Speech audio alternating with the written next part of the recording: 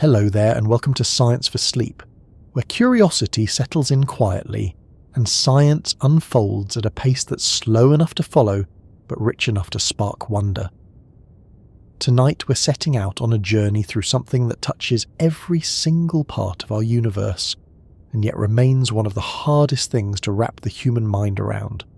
The question isn't just how large the cosmos is, or how old or how far it stretches, but how many directions it actually allows us to move in. How many dimensions does the universe really have? It sounds like such a simple question, but the more we ask it, the stranger it becomes. If you look around right now, wherever you are, you'll see a world that feels complete. A floor beneath you, walls beside you, a ceiling above you. You can move left or right, forward or backward, up or down. 3 ways to move, 3 dimensions of space. And we live inside them so naturally that it feels impossible to imagine there being any others. Yet physics, over and over again, whispers to us that the universe might be hiding more than meets the eye, that what we think of as reality might be only part of the full picture. Before we wander too far into theories and models, I'd like to pause here, because part of what makes this kind of exploration soothing is noticing where you are right now. What's your little corner of space like at this very moment? What do you see if you glance to the left? What do you sense above you or behind you? And if you had to stretch your imagination further, if the universe suddenly revealed a 4th or 5th direction in which you could lean or reach or travel, what would that even feel like? It's questions like this that make science such an oddly comforting companion. The facts are solid, tested and built carefully over centuries, but the questions are open-ended enough that they invite you into the story. You don't need to solve them, you just need to wonder with them. And in a way, that's what we'll be doing together tonight. If you find this gentle approach to science helpful, or if it keeps you company when the day is winding down, I'd be very grateful if you pressed like on this video, or maybe subscribed. It helps this quiet little place find its way to others who might need a calm voice too. Now, with that small moment of connection made, let's return to the puzzle. When we talk about dimensions, we're really asking, how many numbers do you need to describe where something is and when something happens? If you're sitting in a chair, 3 coordinates can tell me your location in a room. Add a 4th number, and I can also say when you were sitting there. That 4th coordinate is time. And with that, we already reach a fascinating point, because our everyday experience seems to blend time and space together seamlessly, even though we don't always notice it. Physicists call that blend spacetime, the fabric of reality in which all matter and energy reside. But why stop there? What if, hidden beyond the edges of our perception, there are other directions folded so tightly we don't notice them, or stretched so strangely that we can't recognize them at all? This is where things become both fascinating and slightly dizzying. The idea that the universe has more than 4 dimensions is not new, but it has never stopped being controversial. It suggests that reality is built in ways we can't directly see, and that mathematics might be the only real window we have into those hidden directions. It's not science fiction, though it has inspired plenty of that. It's a question at the very heart of modern physics. To get comfortable here, we'll take our time. We'll move slowly through the way physicists have thought about space and time, the history of how extra dimensions were first imagined, why theories like string theory demand them, and how scientists today are trying to find evidence that they're really out there. The world you live in seems to have 3 dimensions of space, but the universe may not stop at what you can see. And while that's a strange thought to carry, it's also one that opens a door into some of the deepest ideas human beings have ever had about existence itself. So take a breath, settle in where you are, and let the thought rest in your mind for a moment. What if reality is bigger, not in the sense of wider or farther away, but in the sense of having hidden directions you've never turned toward? That is where our journey begins. The world that we experience every day feels so ordinary, so straightforward, that it's easy to forget how much structure hides beneath the surface of that ordinariness. You walk across a room, You stretch out your arm to pick up a glass, you climb a staircase, and all of these things feel natural. You move left or right, you step forward or backward, you rise upward or descend downward. Without even thinking about it, you are constantly navigating a framework that physicists would call three-dimensional space. It's such an intimate part of our lives that it rarely crosses the mind to question it. But if we want to understand the possibility of extra dimensions, we first need to linger carefully with the ones we already know. The three dimensions of space are not an invention of human imagination. They are an unavoidable feature of the way matter and motion arrange themselves in the universe we occupy. If you wanted to tell me where you are at this exact moment, you could do it with just 3 pieces of information. 1 number to say how far along a left to right axis you sit, 1 number to say how far along a front to back axis you are, and 1 number to say how far above or below a reference point you rest. These 3 coordinates describe your location precisely. In everyday life, we rarely use such coordinates explicitly, but we are guided by them nonetheless. An address on a map works the same way.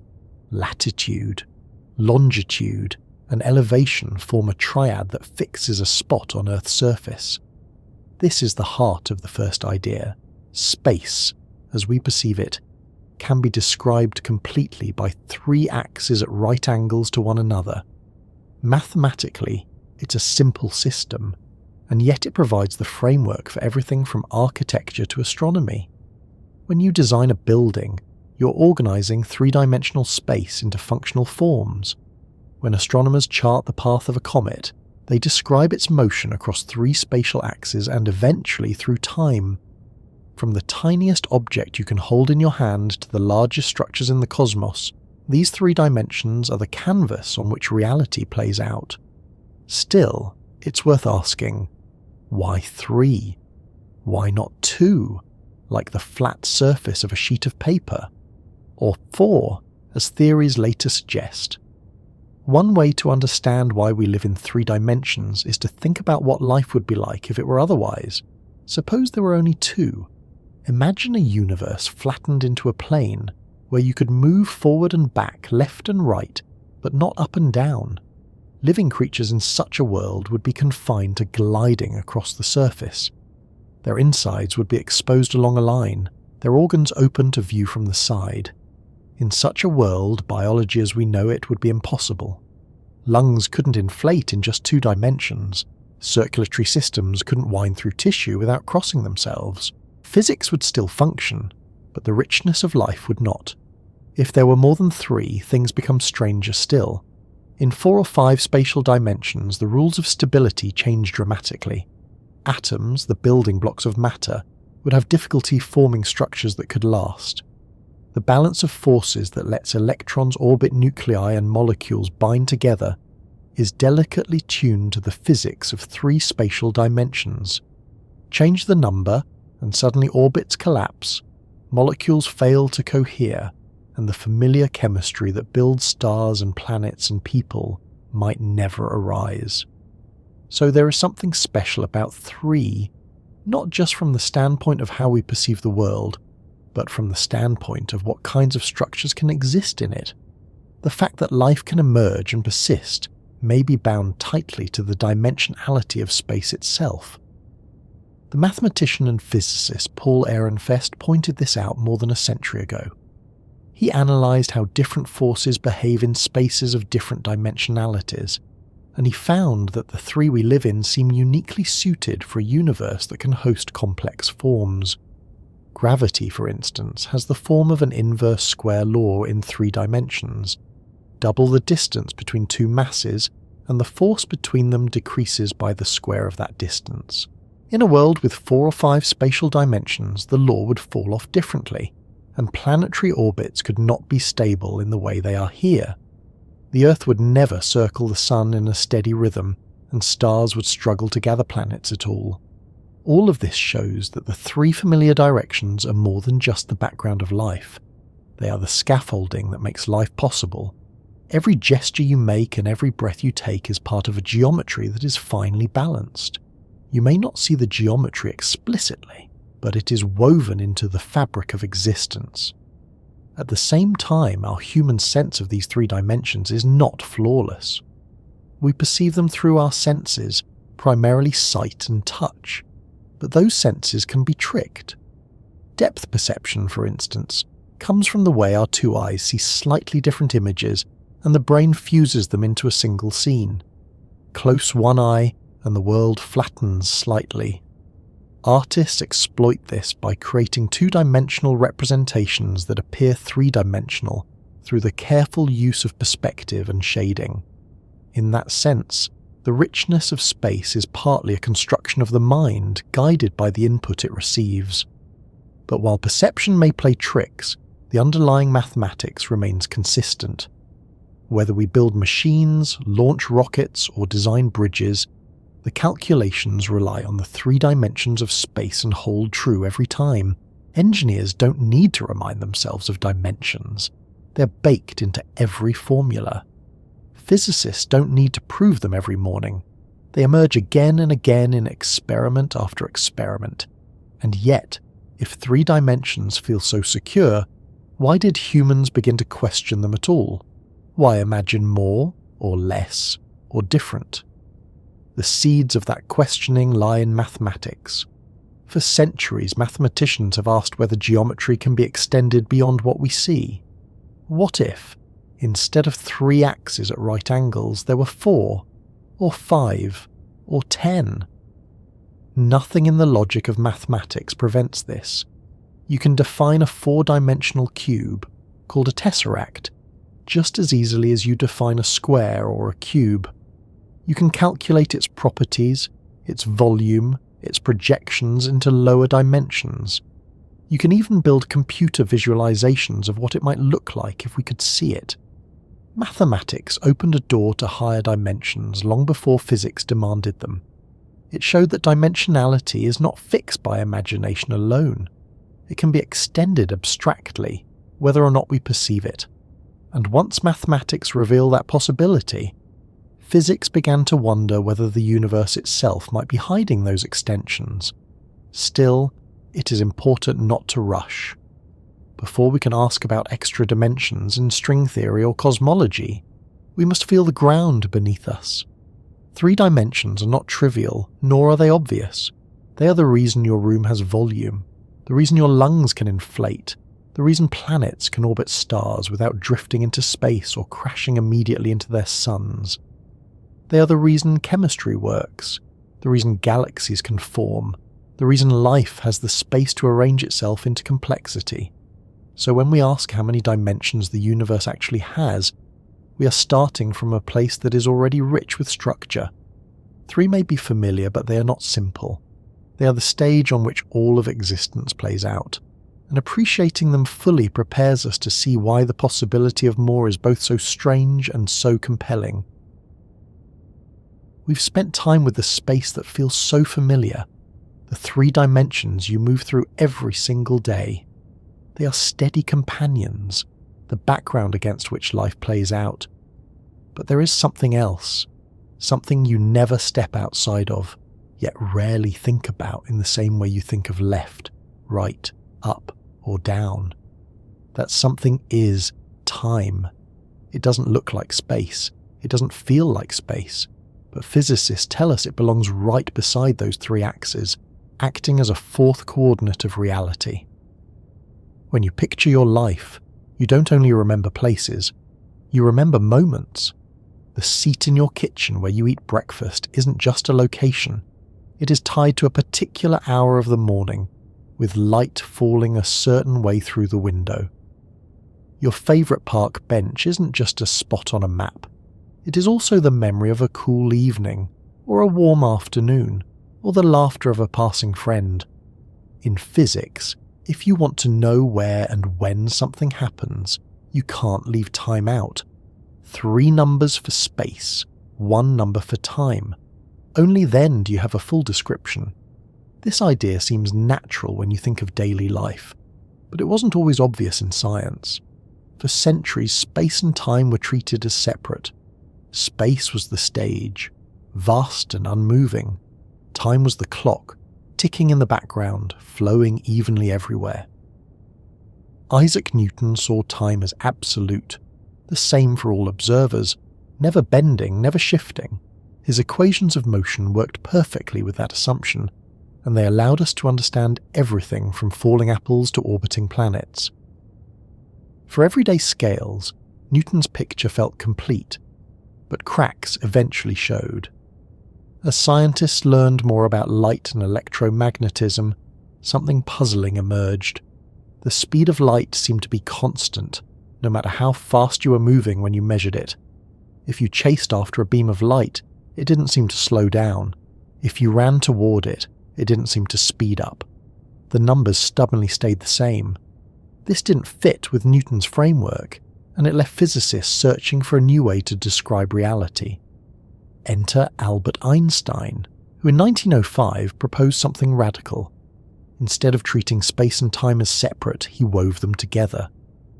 In his special theory of relativity, space and time became aspects of a single fabric, spacetime. Events in the universe weren't pinned down by just 3 coordinates of where, but also 1 coordinate of when. The two could no longer be untangled. If you changed how you moved through space, your experience of time would shift as well. This was not just abstract mathematics. It meant that clocks moving at high speeds would tick differently from those standing still. It meant that time itself was flexible, not absolute. The faster you moved, the slower your time flowed compared to someone at rest. This effect is called time dilation, and though it may sound like science fiction, it has been measured again and again. Atomic clocks flown on airplanes, satellites orbiting Earth, even astronauts on the International Space Station, all of them experience time at a slightly different rate than clocks on the ground. The differences are tiny in daily life, but they are real. Thinking of time as a dimension reshapes how we picture reality. Just as you cannot separate left-right from forward-back without losing something, you cannot separate space from time without missing the full structure. Imagine plotting the story of your day not just as dots on a map of your city, but also along an axis of hours and minutes. Your path is not just a line across streets, it is a curve drawn through space-time. Every step you take is also a step in time. Every place you go is tied to a moment. What makes time different from the other dimensions is that you seem to have no choice in how you move along it. In space, you can walk north or south, climb up or step down. In time, you move forward, moment by moment, without control. Physicists describe time as having a direction, often called the arrow of time. You remember the past, but not the future. You grow older, but never younger. This asymmetry is not simply a human illusion. It comes from the way energy spreads and disorder increases, what science calls entropy. We'll return to that deeper idea later, but for now it's enough to note that time feels unlike space, because it carries a built-in sense of progression. Still, in Einstein's picture, the distinction between past, present and future is not as sharp as it feels to us. All of them exist in space-time, laid out like a landscape. You can imagine your birth, your current moment, and your future retirement as points on that landscape. From your perspective, you're at one particular coordinate, moving steadily along the time axis. But from the standpoint of physics, the whole path exists. The universe is not just a play being performed one line at a time, it is a script already written, with every scene placed along the continuum of space-time. This idea unsettles some people, because it suggests that the flow of time may be more about perception than about physics. But whether or not you find that comforting, the usefulness of treating time as a dimension is beyond doubt. It allows equations to describe not just where planets are, but when they will be there. It allows predictions of how fast-moving particles decay, how signals travel across vast distances, and how GPS satellites must adjust their clocks so that your phone can tell you where you are. Time as the fourth dimension doesn't mean it is identical to the other 3. Mathematically, space-time is often described as having 3 spatial dimensions with positive signs, and 1 temporal dimension with a negative sign. This difference in sign captures the fact that you can move freely in space. but not in time. You can reverse your direction in space, but not along the temporal axis. Still, even with this distinction, it belongs in the same framework. Without time, the equations of relativity collapse. Without time, the universe would be frozen into a meaningless snapshot. When we say the universe has 4 dimensions, then, we mean that reality is best described with 4 coordinates. Where you are and when you are cannot be separated. A star exploding in a distant galaxy is not just an object in space, but an event in space-time. Its light travelling toward us is not just crossing distance, but also passing through years. And when it finally reaches your eyes, you're seeing not the star as it is now, but as it was long ago. Because time is part of the fabric that light must cross. This blending of space and time opens the door to asking whether more dimensions might exist. If 3 were not enough to describe space, and time had to be added as a 4th, perhaps the universe hides additional coordinates that our senses don't reveal. Perhaps physics needs them to explain the deepest puzzles, but before we go there, it is worth lingering just a bit longer on this remarkable idea, that time is not a separate river, but a strand woven into the same cloth as space. The 3 dimensions of space and the one of time are comfortable enough when kept separate.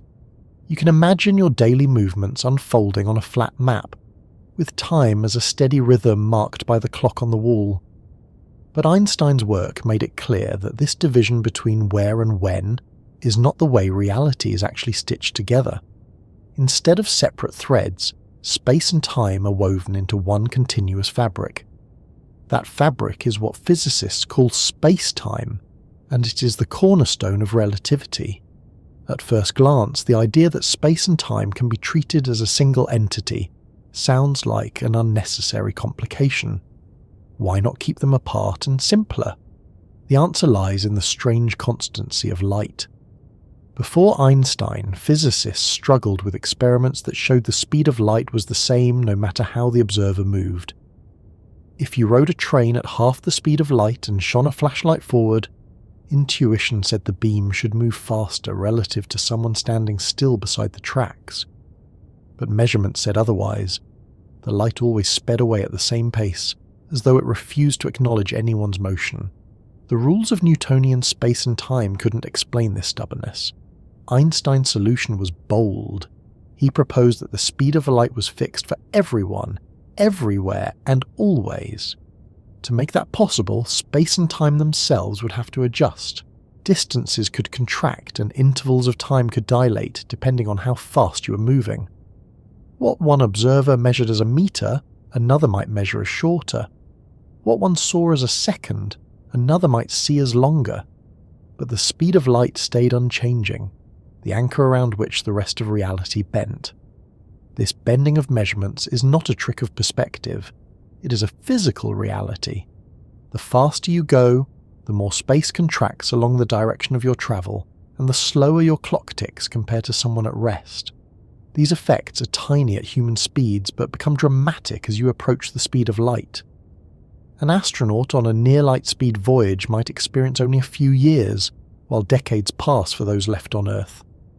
The astronaut is not imagining it.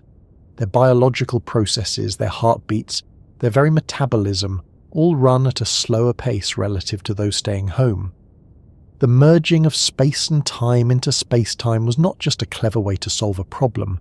It unlocked a deeper understanding of the universe. If you imagine space-time as a 4-dimensional grid, every event can be marked with 4 coordinates, 3 for its position in space and 1 for its position in time. A falling apple is not just an object at a location, but an event traced through space-time, a curve marking its path. Your own life can be thought of as a continuous world line in space-time, a thread connecting the moment of your birth to the moment you occupy right now and beyond. In 1915, Einstein extended this picture further with his general theory of relativity. Here, space-time was not a rigid grid but a dynamic fabric. It could curve, stretch, and twist in response to mass and energy. What we perceive as gravity is, In this framework, nothing more than the geometry of spacetime itself. The Earth orbits the Sun not because the Sun exerts a mysterious force across emptiness, but because the Sun's mass curves spacetime, and Earth follows the natural path through that curved geometry. Planets are not being pulled. They are simply moving along geodesics, the straightest possible lines in a curved four-dimensional space. The elegance of this view is matched by its experimental success. General relativity predicted that light would bend as it passed near massive bodies because space-time itself was warped. This was confirmed in 1919 when astronomers observed stars appearing in shifted positions during a solar eclipse, their light deflected by the Sun's curved space-time. It also predicted that time would pass more slowly near strong gravitational fields, a phenomenon called gravitational time dilation. This effect has since been measured on Earth, with clocks at different altitudes. A clock on the ground ticks more slowly than one on a mountaintop. You live inside this geometry at every moment, even if you don't feel it directly. Every time you drop a ball, its fall is the path through curved space-time that Earth's mass has shaped. Every time your phone uses GPS to find your location, it corrects for both the speed of the satellites and their position in a weaker gravitational field than yours. Without those relativistic corrections, your maps would be off by kilometers within minutes. The abstract idea of space-time translates directly into whether or not you find your way to the right cafe. Einstein's relativity also reshaped how we think about the universe as a whole. Space-time can expand, carrying galaxies with it. That expansion is not galaxies rushing through space, but space itself stretching, enlarging the distances between them. When astronomers observe the light from distant galaxies, they see it stretch to longer, redder wavelengths by this expansion.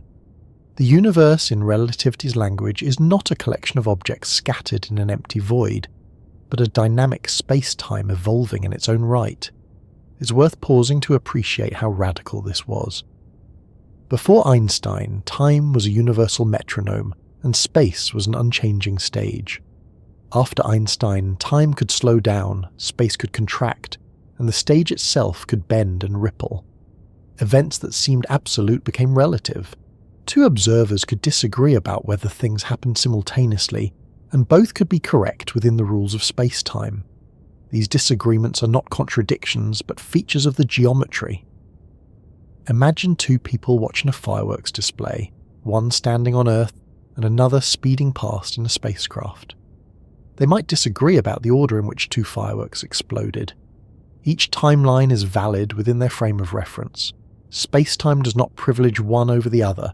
There is no single, universal now.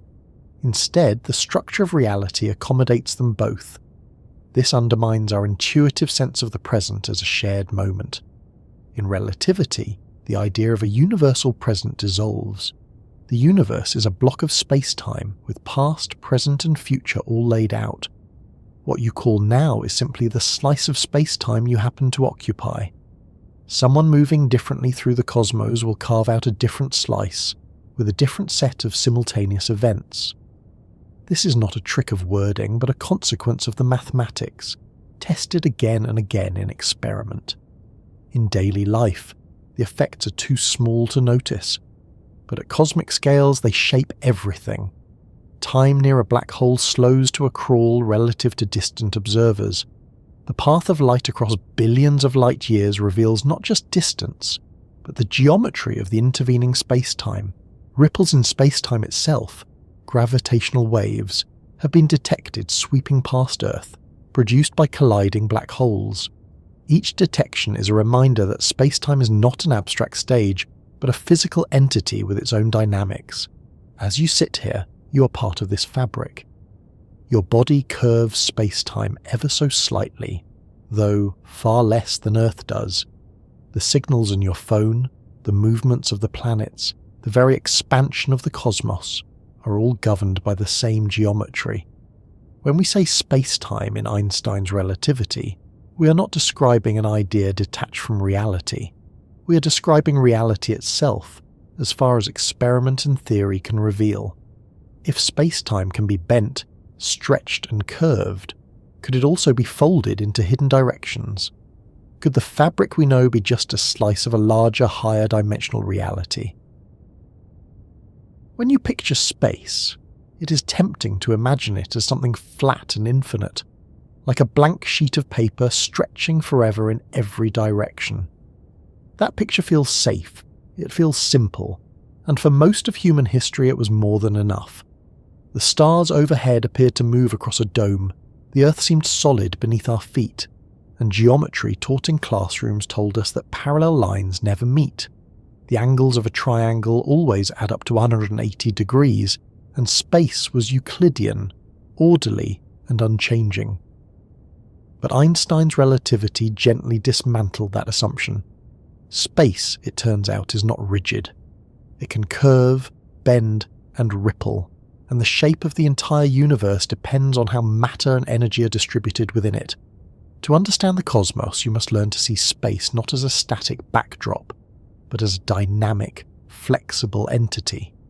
The key lies in how gravity works in relativity.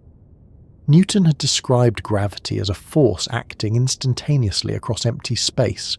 The sun pulls the Earth, and the Earth pulls the moon, with an invisible thread binding them together. This worked for centuries, but it left an awkward question. How exactly does the sun know the Earth is there?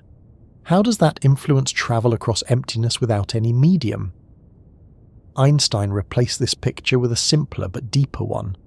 Mass and energy curve space-time, and objects move along the natural paths defined by that curvature.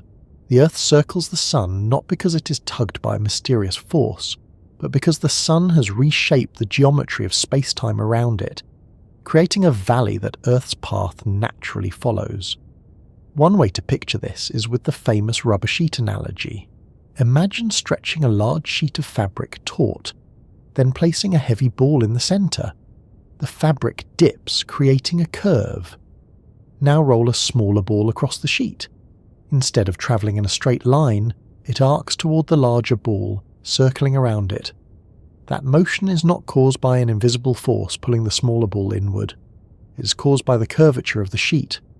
Replace the sheet with space-time, the heavy ball with the sun, and the smaller ball with the Earth, and you have a crude but useful image of how general relativity explains gravity. But space does not only curve locally around stars and planets. The entire universe itself can have curvature, determined by its overall content of matter and energy. Mathematicians describe three broad possibilities: positive curvature, negative curvature, and zero curvature.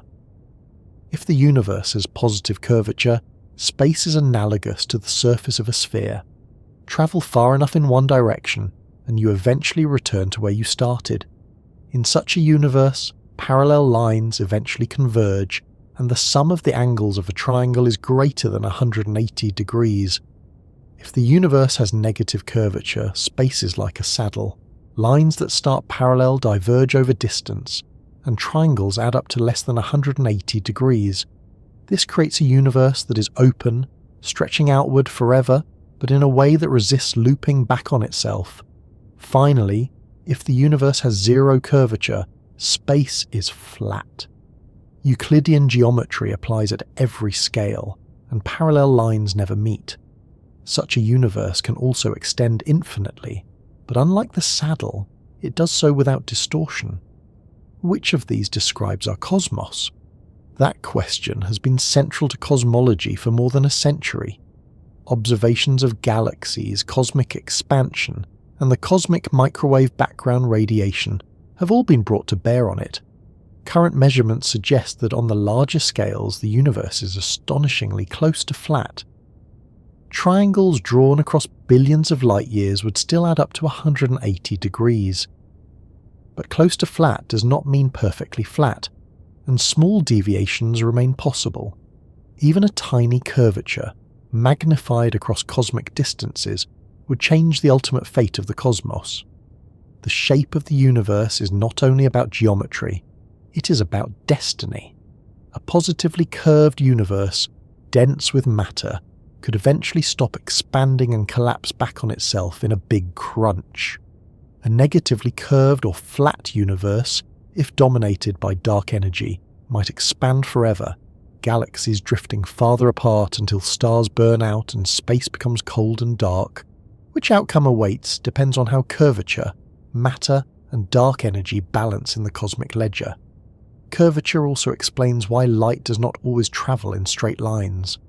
When light passes near a massive object, its path bends, not because something tugs on it, but because space-time itself is curved. This is called gravitational lensing, and it allows astronomers to use galaxies and clusters of galaxies as cosmic magnifying glasses. Light from even more distant galaxies passes through the curved space around nearer clusters, bending into arcs or forming multiple images. These distortions are not accidents. They are precise tracings of space-time's shape.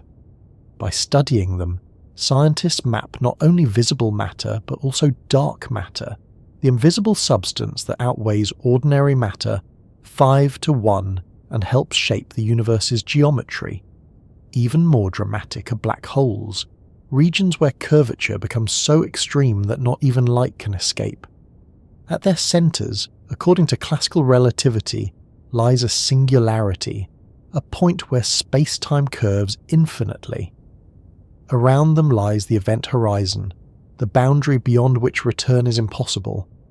Black holes are the most vivid reminder that space is not flat, not rigid, but a fabric capable of folding into astonishing forms. To grasp curvature, it helps to realize that the geometry we learn in school is only one kind. Euclidean rules are local approximations, valid in the absence of significant mass or energy. But in the presence of cosmic structures, geometry becomes non-Euclidean. Surveyors measuring the angles of a triangle spanning vast distances across space might find some slightly different from 180 degrees, not because their instruments are flawed, but because space itself refuses to play by flat rules. The link between mass, energy, and curvature is captured in Einstein's field equations, compact expressions that say, geometry tells matter how to move, and matter tells geometry how to curve. These equations describe everything from the orbit of Mercury, whose slight deviation from Newton's predictions was one of relativity's first triumphs, to the expansion of the entire cosmos. They are difficult to solve in detail, but their implications are profound. Even the expansion of the universe, discovered by Edwin Hubble in the 1920s, can be seen as a consequence of space-time's flexibility. Galaxies are not flying through pre-existing emptiness. The space between them is stretching. Curvature at the larger scales dictates how that stretching proceeds. Will it slow, stop, reverse, or accelerate? Today, evidence points to acceleration, driven by dark energy, whose nature remains one of the deepest puzzles in physics. Whatever dark energy is, it acts not just within space but on space itself, altering its curvature and guiding its fate. You might wonder why curvature matters for everyday life. After all, we don't walk around worrying about triangles on cosmic scales or whether space is flat or spherical. But in subtle ways, curvature touches you constantly. The GPS in your phone must account for general relativity, correcting for both the weaker gravity in orbit and the high speeds of satellites. Without these corrections, navigation would quickly drift off course. The technology that guides airplanes, ships, and your own commute rests on the geometry of curved space-time. The shape of the universe is not a matter of idle speculation. It is a question with experimental answers, with consequences for technology, and with implications for the ultimate story of existence. If space is flat, the universe might drift endlessly into the future. If it curves positively, collapse may await. If negatively, expansion may never stop, but will carry galaxies apart at a pace that leaves each isolated in the void. As you think about curvature, imagine not just the local bending around stars and planets, but the global shape that enfolds everything. Picture the universe as a balloon, its surface expanding as air fills it. Galaxies ride the surface, carried apart not by their own motion but by the stretching of space itself. That balloon is not two-dimensional, though we use the analogy that way.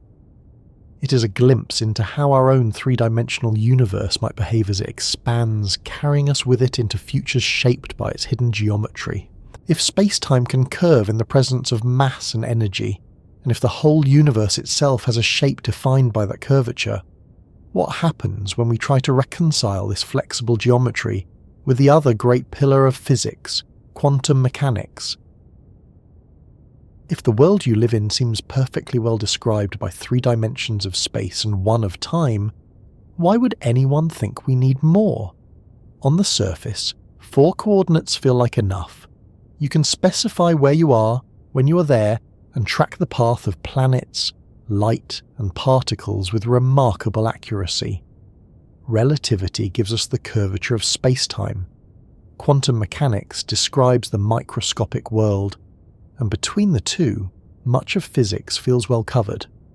Yet when scientists try to unify these pillars into a single coherent picture, cracks appear. Those cracks are the reason physicists began to suspect that 4 dimensions might not be the whole story. One of the first hints comes from the attempt to merge gravity with electromagnetism. At the start of the 20th century, these two forces stood apart. Gravity described the attraction between masses, while electromagnetism governed electricity, magnetism, and light.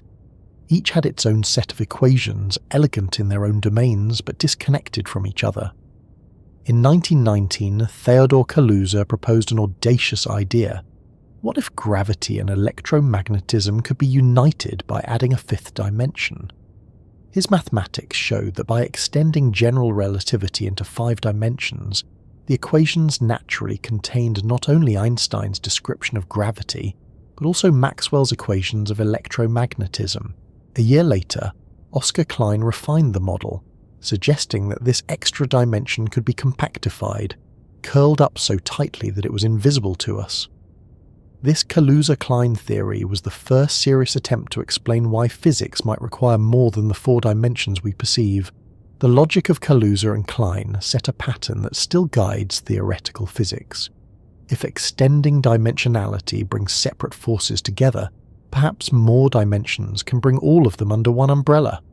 As physics advanced, the challenge became greater. By the mid-20th century, it was clear that nature's fundamental interactions included not just gravity and electromagnetism, but also the strong nuclear force, which binds protons and neutrons, and the weak nuclear force which governs radioactive decay. These 4 forces form the backbone of physical law. Unifying them into a single theory has been one of the grandest goals of modern physics. Electromagnetism and the weak force have already been unified into what scientists call the electro-weak interaction. The strong force fits alongside them in the framework of quantum field theory. But gravity has resisted every attempt at integration. Quantum mechanics, with its probabilistic rules and particle exchanges, does not blend smoothly with Einstein's curved space-time. In regions where both should matter, like inside black holes or at the very beginning of the universe, the equations break down. This incompatibility is a signal that something is missing from our understanding. Here is where extra dimensions enter the story again. The mathematics of string theory, a leading candidate for unification, demands more than 4. Strings, according to the theory, are not point particles but tiny vibrating filaments. Their vibrations correspond to the different particles we observe, from electrons to quarks to photons. But for the mathematics to remain consistent, strings cannot vibrate freely in just 4 dimensions. They need 10. If we add certain extensions, the framework requires 11. Without those extra dimensions, the equations collapse. Why so many? One way to think about it is to consider how strings move. A 1-dimensional string can wiggle in ways that depend on the directions available. In 3 spatial dimensions, there are only so many modes of vibration. To produce the rich variety of particles and forces we see in nature, the theory requires more degrees of freedom. Higher dimensions provide those, Each extra dimension allows new vibrational patterns, new possibilities for particles and interactions. Skeptics sometimes dismiss this as a mathematical trick. Why believe in dimensions we can't see just because the math demands them? The answer is that physics has often worked this way. Many successful theories began as mathematical necessities that later found experimental confirmation.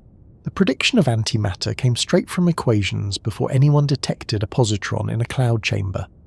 The existence of neutrinos was inferred from conservation laws long before they were observed. In both cases, abstract reasoning led the way, and experiments caught up later. Extra dimensions, if real, might follow the same path. Another motivation comes from the nature of forces themselves. The strength of gravity compared to the other three forces is astonishingly small. The electromagnetic force between two protons is about 10 to the 36 times stronger than their gravitational attraction. Why should gravity be so weak? One explanation offered by theories with extra dimensions is that gravity spreads into them. While electromagnetism, the strong force and the weak force are confined to the familiar 4 dimensions, gravity might leak into hidden ones, diluting its strength in the process. This idea has been explored in so-called brain world models, where our visible universe is a 4-dimensional brain embedded in a higher dimensional bulk. In this picture, gravity's apparent weakness is simply a result of it dispersing into directions we cannot perceive. Testing these ideas is difficult but not impossible. Some experiments at particle colliders look for evidence that energy is disappearing into extra dimensions, signalled by missing momentum in high-energy collisions. Others examine the behaviour of gravity at very short distances, searching for deviations from the inverse square law that would hint at hidden dimensions. So far, no conclusive evidence has emerged, but the possibility remains open. Cosmology adds another layer of motivation. The early universe, in the moments after the Big Bang, was governed by energies far higher than anything we can recreate today. In that fiery beginning, if extra dimensions existed, they might have played a crucial role in shaping the evolution of the cosmos.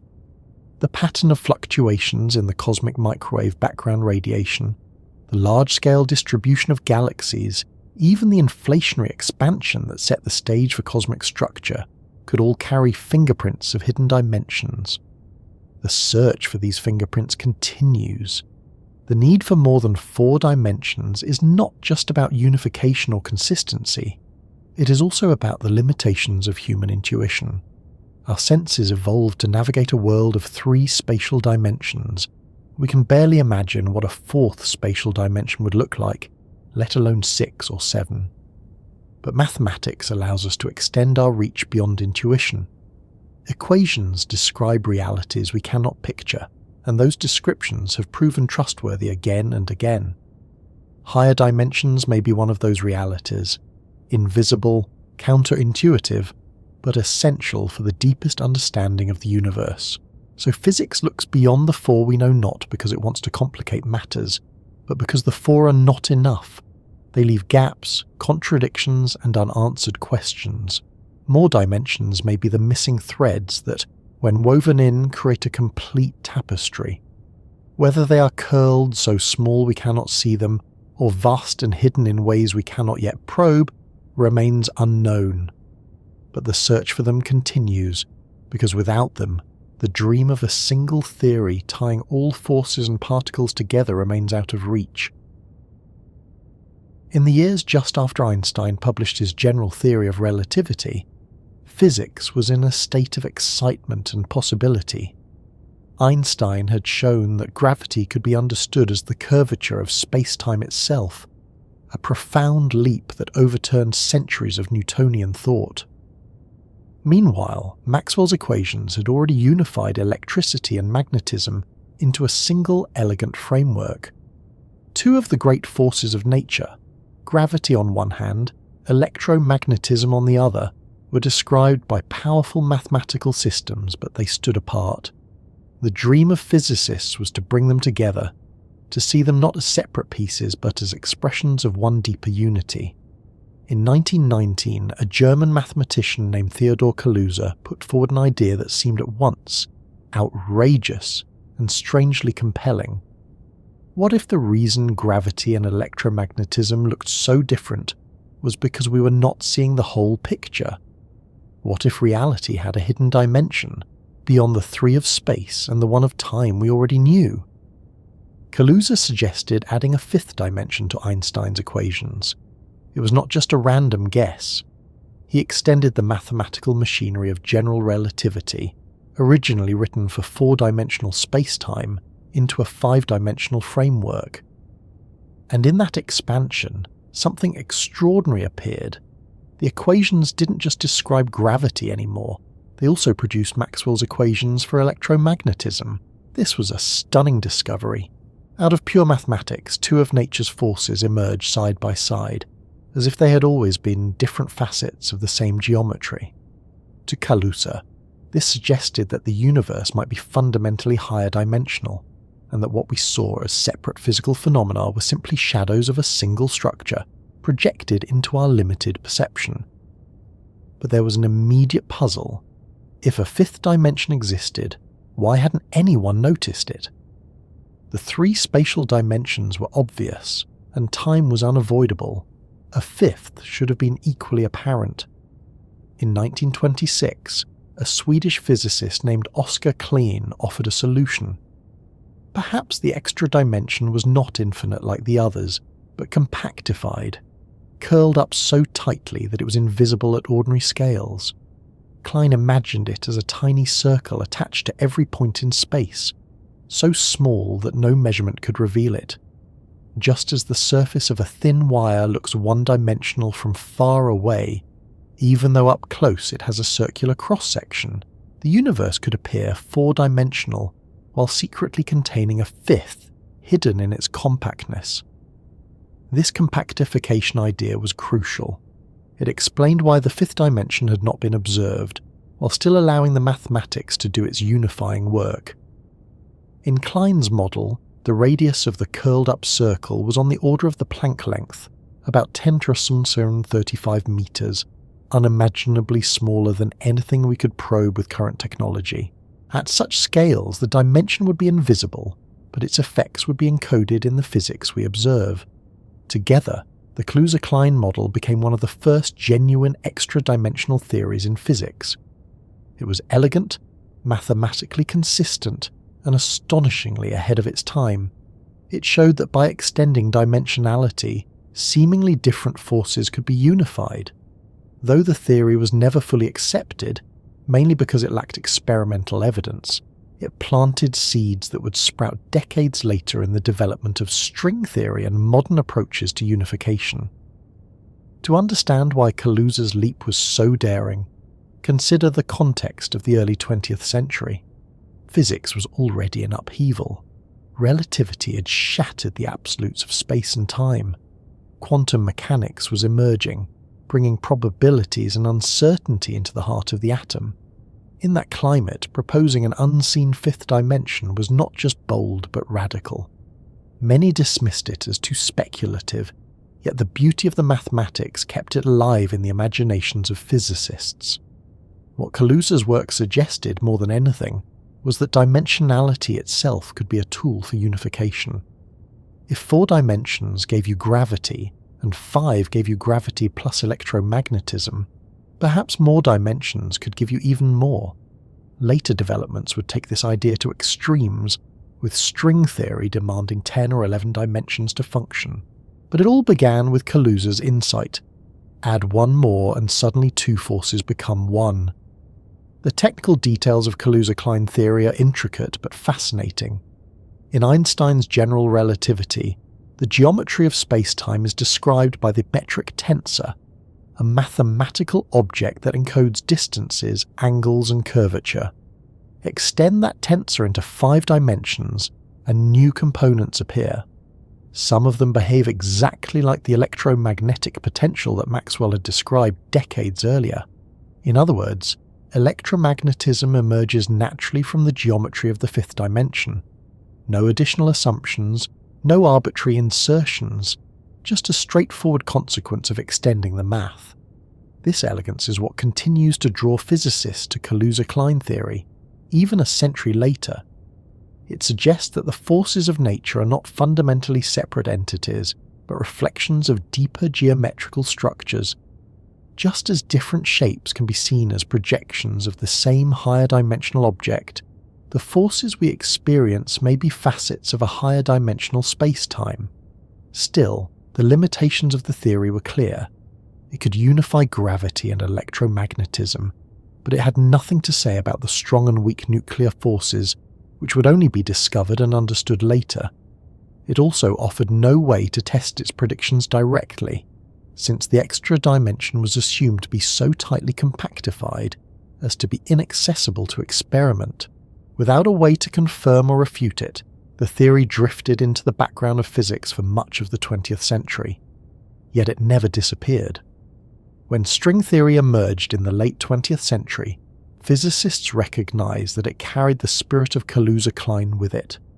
Strings required extra dimensions to vibrate consistently, and compactification became a central idea once again. In that sense, Kaluza and Klein were visionaries, pointing the way toward a higher dimensional understanding of the universe long before the tools existed to explore it. Imagine, for a moment, what it means if they were right. Every point in space, every atom, every star, every galaxy would not simply exist in 3 dimensions plus time, but in a deeper geometry with additional directions folded away. The universe would be richer than it appears, with hidden corridors woven into the fabric of reality. You cannot walk into those corridors, you cannot see them with your eyes, but their presence would shape the laws of physics all around you. This way of thinking changes perspective.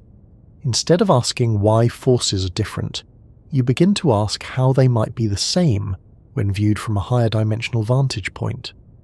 Instead of seeing the universe as a collection of separate parts, you see it as a projection of a grander structure. And though Kaluza-Klein theory in its original form is incomplete, it set the template for much of modern theoretical physics. When faced with disunity, look for higher dimensions. String theory begins from dissatisfaction with the patchwork state of physics. On one side there is general relativity, Einstein's elegant description of gravity and the curvature of spacetime.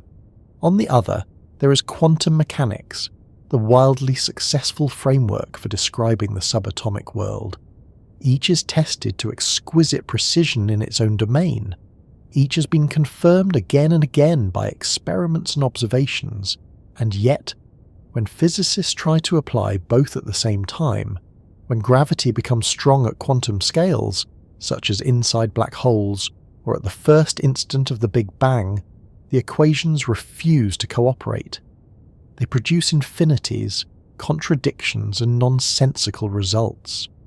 It is as if nature had given us 2 beautifully crafted maps, but each one covers a different part of the territory, and they overlap badly at the edges. String theory arose as an attempt to replace the conflicting maps with a single unified one. Its central proposal is deceptively simple.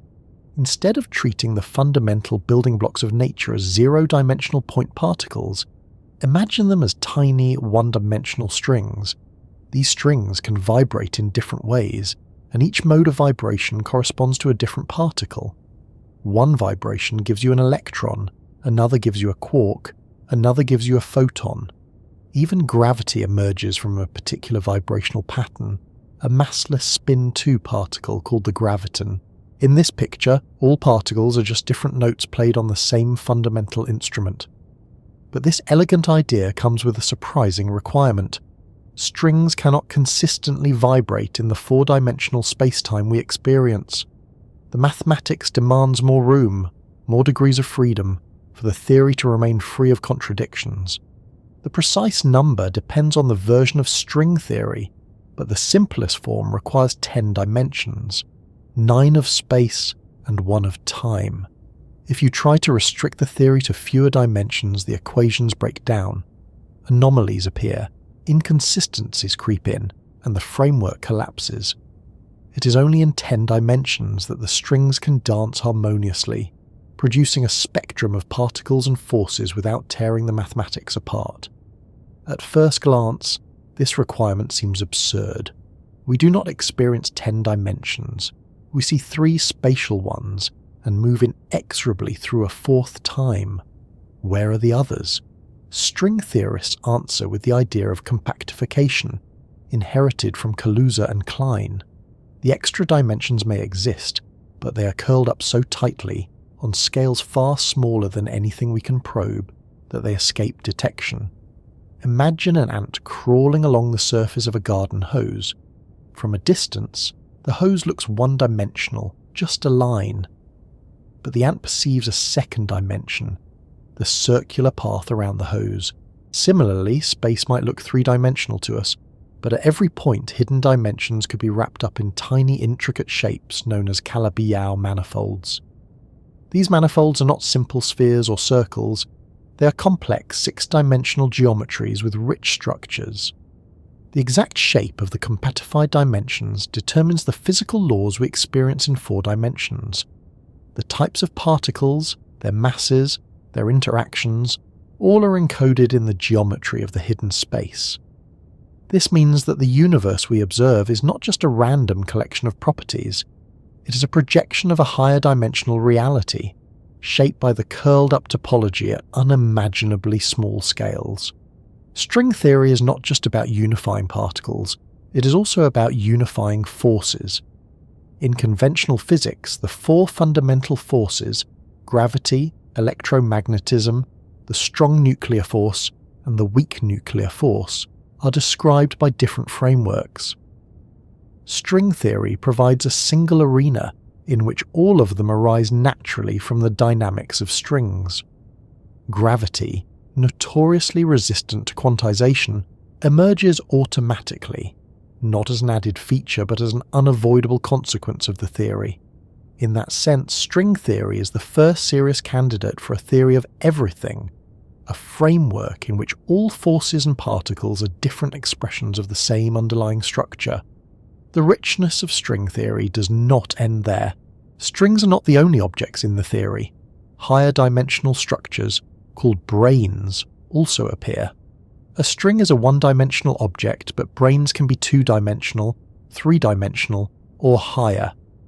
Our entire universe might be a 4-dimensional brane floating in a higher dimensional bulk. If that is the case, the extra dimensions are not merely compactified, but could be large, extending far beyond what we can see, with our observable universe confined to a slice within them. Gravity might be the only force able to leak into the bulk, explaining its relative weakness compared to the other interactions.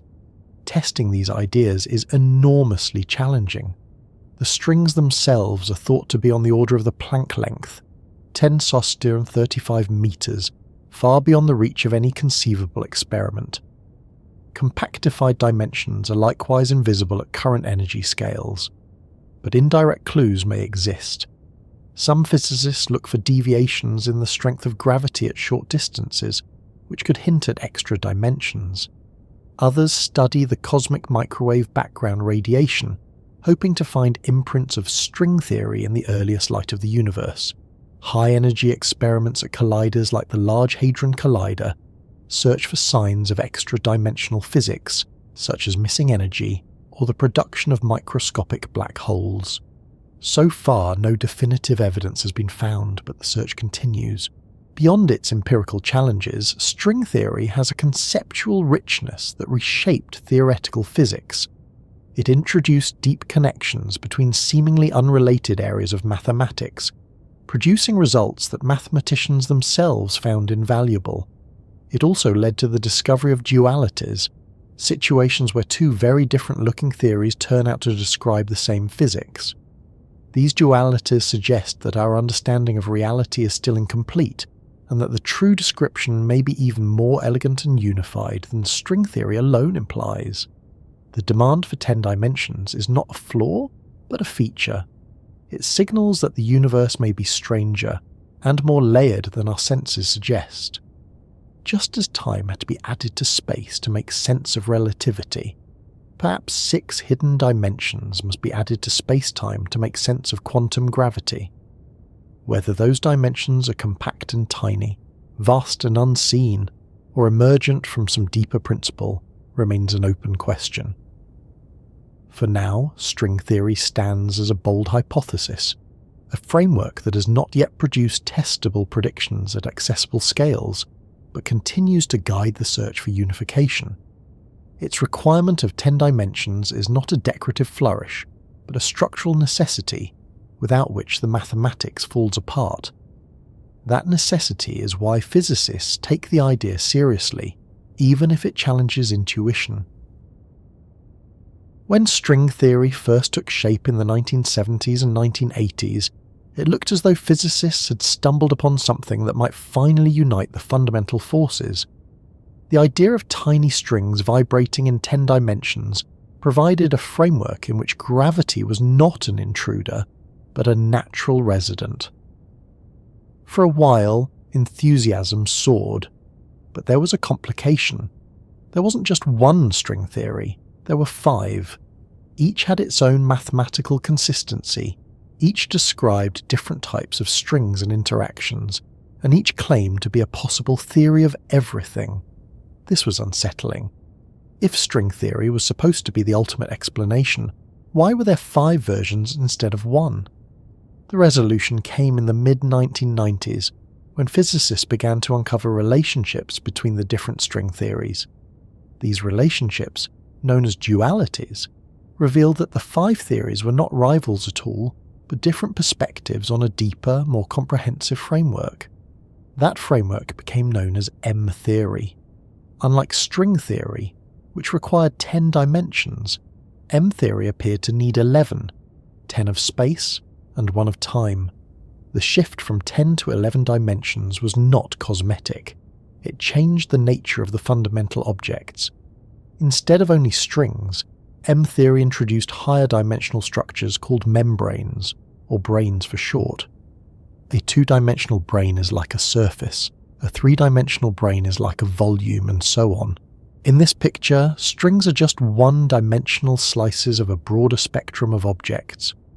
Our entire universe might be a 4-dimensional brane floating within a higher dimensional space.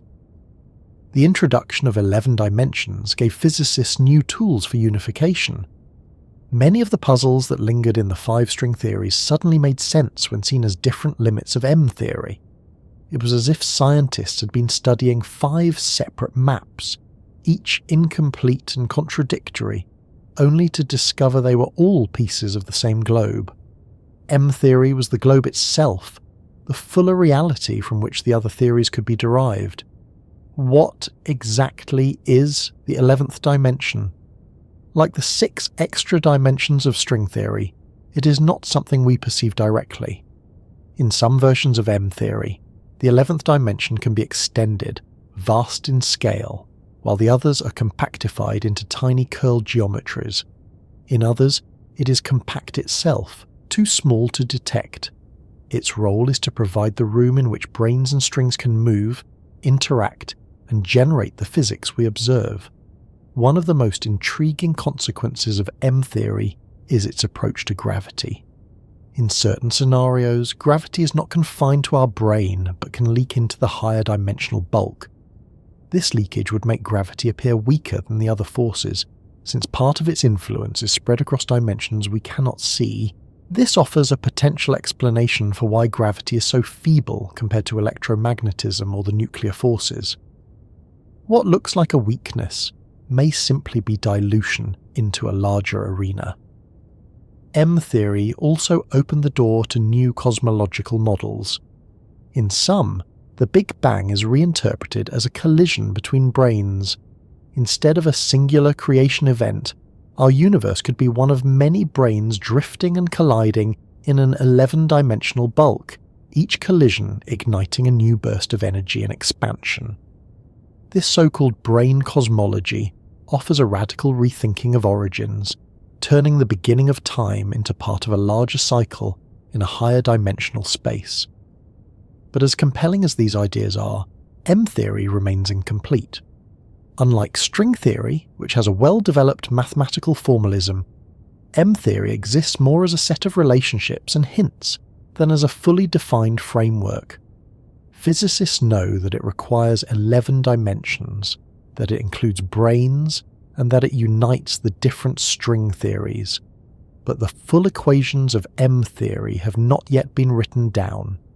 It is a theory in search of its own final form. Even so, its impact has been immense. It has reshaped how physicists think about dimensions, forces, and the very structure of reality. The possibility that our universe is just one brain in a higher dimensional bulk suggests that what we see is a tiny slice of a much larger whole. The fact that gravity might extend beyond our brain hints that experiments could someday reveal extra dimensions indirectly, through subtle deviations in how gravity behaves at small scales. 11 dimensions may sound extravagant, but they are not arbitrary. They arise naturally from the mathematics, just as 10 dimensions do in string theory. In fact, 11 appears to be the maximum number of dimensions in which a consistent theory of supergravity, a related framework, can exist. Go beyond 11, and the equations collapse. 11, then, seems to be a sweet spot, a natural endpoint where the mathematics holds together.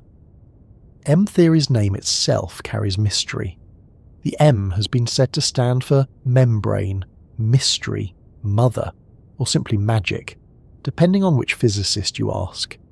The ambiguity reflects the theory's unfinished state. It is a structure glimpse but not fully built, a sketch of a deeper reality that physics has not yet completely mapped.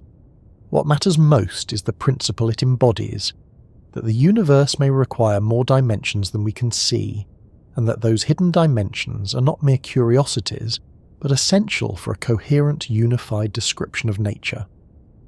If string theory's 10 dimensions were surprising, M theory's 11 suggests that dimensionality itself is more flexible, more negotiable than intuition allows. And from here, the journey leads naturally to the question of why we cannot see these dimensions if they exist. Are they compactified into spaces too small to detect? Are we confined to a brain that prevents us from accessing the bulk? Or are there deeper reasons that dimensions beyond 4 are hidden from view?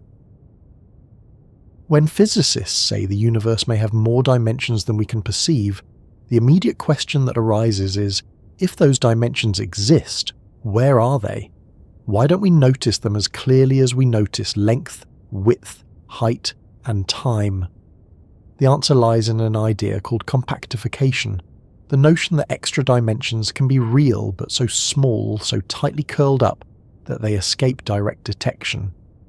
This concept, first proposed by Oscar Klein in the 1920s, is one of the most important tools in higher dimensional physics because it allows theories that require more than 4 dimensions to remain consistent with the world we actually observe.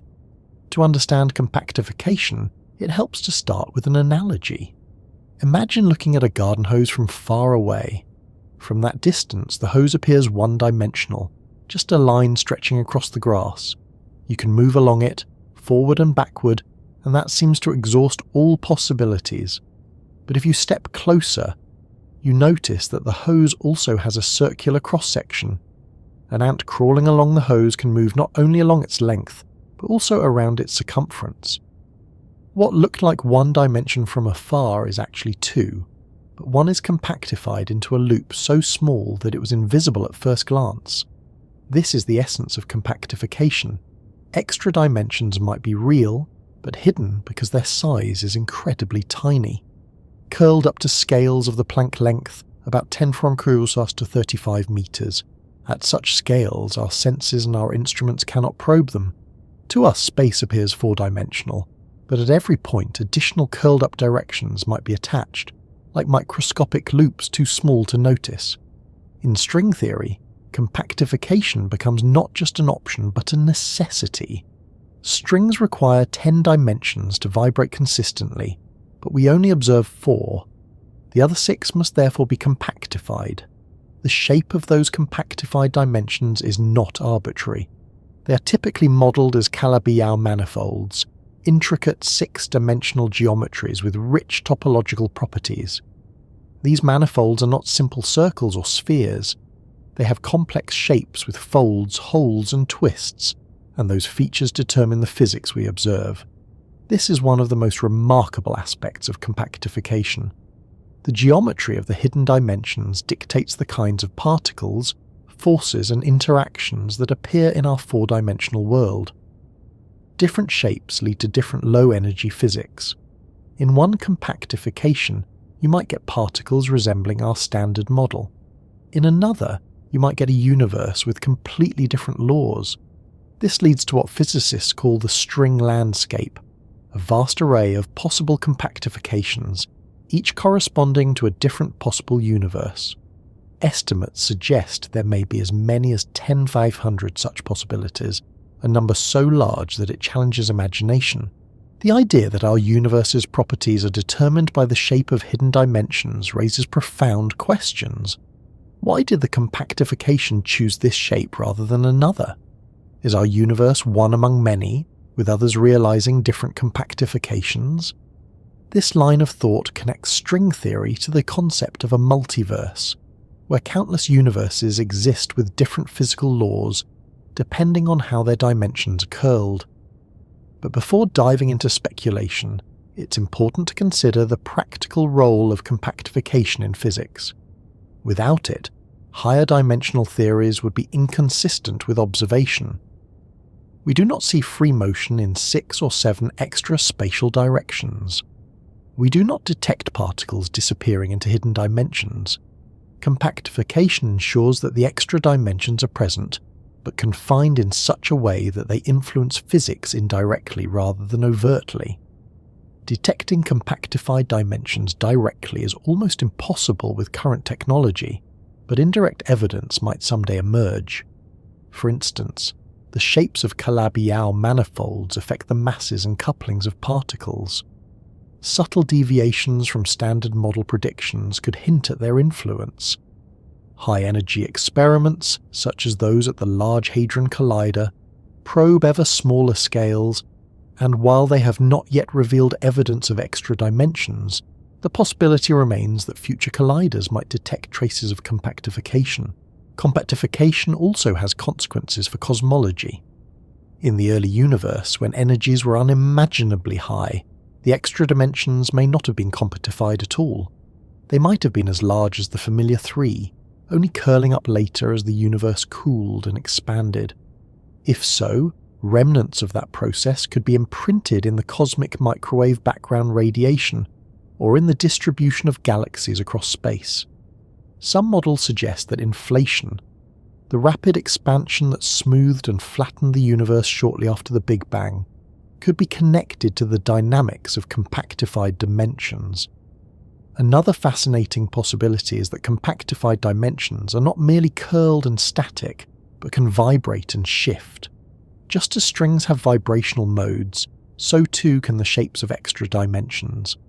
These shape changes, called modulum, would have physical effects in our universe, altering particle properties and forces.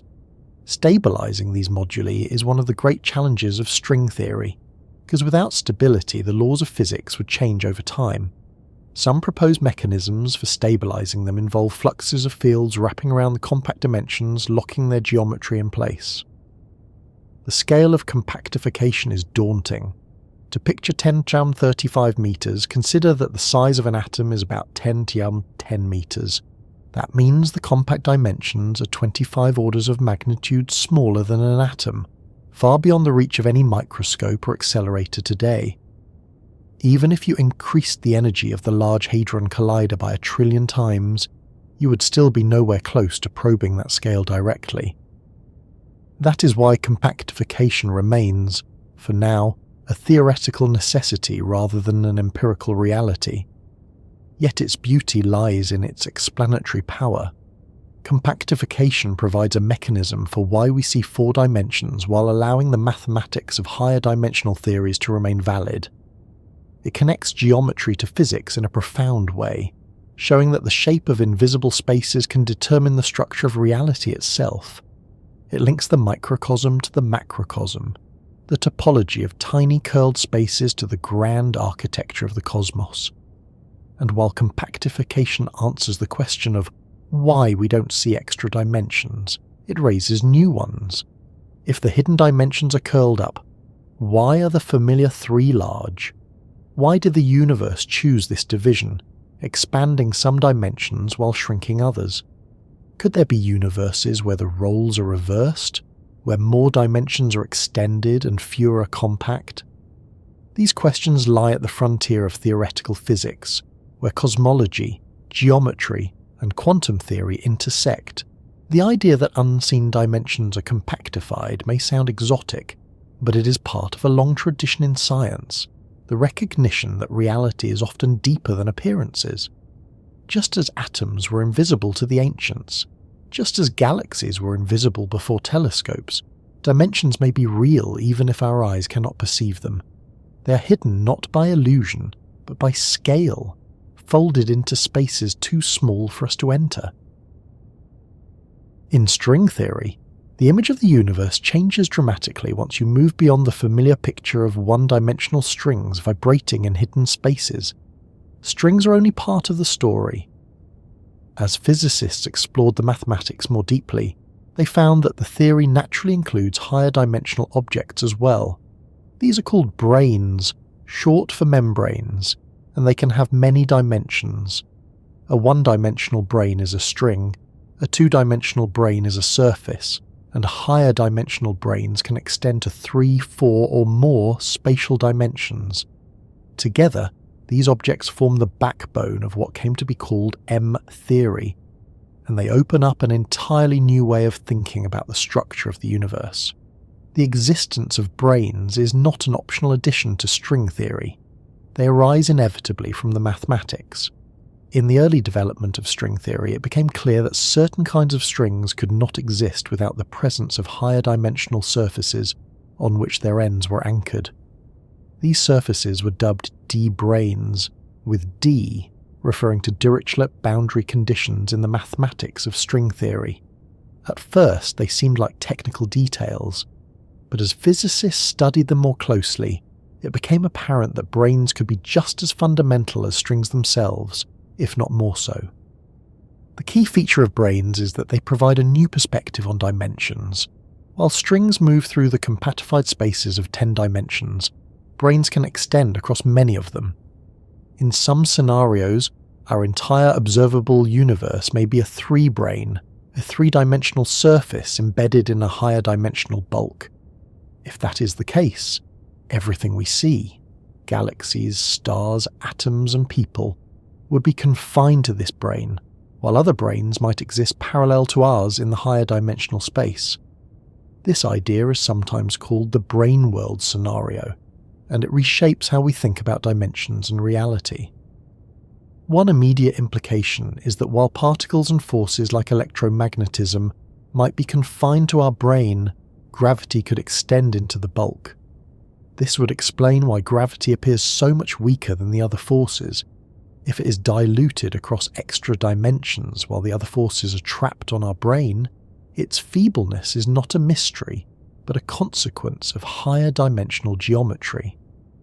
This perspective connects directly to experimental searches for deviations from Newton's law of gravity at small scales, where the effects of extra dimensions might become noticeable. The idea of parallel branes also introduces fascinating cosmological possibilities. If multiple branes exist, separated in the bulk, they could occasionally interact. Collisions between branes might release enormous amounts of energy, perhaps even triggering events like the Big Bang. In some models, our universe began not from a singularity but from the collision of two branes, sparking the expansion of space and the birth of matter. These ekpyrotic models, as they are called, offer alternatives to the traditional inflationary picture of cosmology. Branes also allow for new ways of visualizing hidden dimensions. Instead of compactifying all extra dimensions into tiny curled spaces, some can be extended but hidden because we are confined to our brane. In this case, the higher dimensional bulk might be large, even infinite, yet inaccessible to us. This would mean that the true structure of the cosmos is much bigger than we imagine, filled with higher dimensional volumes that lie just beyond our reach. Mathematically, branes are described using the same kinds of tools that define strings, but extended into higher dimensions. Their properties depend on how many dimensions they span, what kinds of charges they carry, and how they interact with fields in the bulk. In string theory, brains can warp space-time around them, curve compactified dimensions, and even create black hole-like objects. In fact, brains have become crucial to understanding the entropy of black holes, one of the great puzzles of theoretical physics. By counting the ways strings and brains can arrange themselves, physicists have been able to reproduce the entropy predicted by black hole thermodynamics, offering a rare success in bridging string theory with observable physics. Another profound aspect of brains is how they connect to holography. The holographic principle suggests that the physics of a higher dimensional volume can be encoded on a lower dimensional boundary. Brains provide a natural setting for this idea, as they can serve as surfaces on which higher dimensional dynamics are projected. The most famous example of this is the AD-CFT correspondence, which links a string theory in a 5-dimensional anti-de Sitter space to a conformal field theory on its 4-dimensional boundary. This duality, discovered in the late 1990s, has become one of the most powerful tools in theoretical physics, providing insights into quantum gravity, particle physics, and even condensed matter systems. From a conceptual point of view, brains force us to reconsider what it means to inhabit a universe. If we are confined to a 3-brain, then our perception of reality is inherently limited. We cannot step off our brain into the bulk, just as a 2-dimensional being living on a sheet of paper cannot step into the 3rd dimension. We might sense the existence of the bulk only through gravity or other indirect effects. This analogy, often compared to Edwin Abbott's novella Flatland, helps illustrate why higher dimensions could exist without our direct awareness of them. The brain-world picture also changes how we think about fundamental physics. Instead of asking why the forces of nature are as they are, we can ask how they are shaped by the brain we inhabit. Different brains could have different physical laws depending on how they intersect, with compactified dimensions and bulk fields. This raises the tantalizing possibility of other universes, parallel to ours but inaccessible, each with its own version of physics. Of course, like all ideas in this realm, the challenge is testing them. Evidence for brains might come from high-energy collisions that reveal missing energy, as if particles had slipped into the bulk. It might come from precise measurements of gravity at small scales, showing deviations from the inverse square law. It might even come from cosmological signatures in the microwave background, relics of brain dynamics in the early universe. So far, no definitive evidence has emerged, but the framework provides concrete avenues for investigation. Brains are not just mathematical curiosities. They represent a deeper way of thinking about dimensions, one in which surfaces and volumes are as fundamental as strings. They provide explanations for the weakness of gravity, the possibility of parallel universes, and the nature of black holes. They connect to holography, dualities, and the unification of forces. In short, they broaden the stage on which physics is performed, making the cosmos not just a 4-dimensional arena, but a complex interplay of brains floating in higher dimensional space. If brains exist in a bulk, what does that bulk look like? What does it mean for our universe to be one surface among many? When physicists talk about brains, they are not describing isolated objects floating in nothingness. Brains exist within a larger arena, and that arena is called the bulk. If a brain is like a sheet of paper, the bulk is the space around it.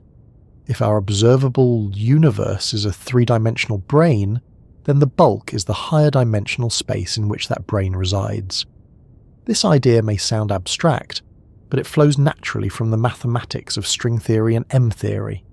The bulk is the higher dimensional stage on which brains live, move, and interact, and it offers a new way of thinking about what reality might be. The notion of the bulk is powerful because it changes how we imagine the cosmos.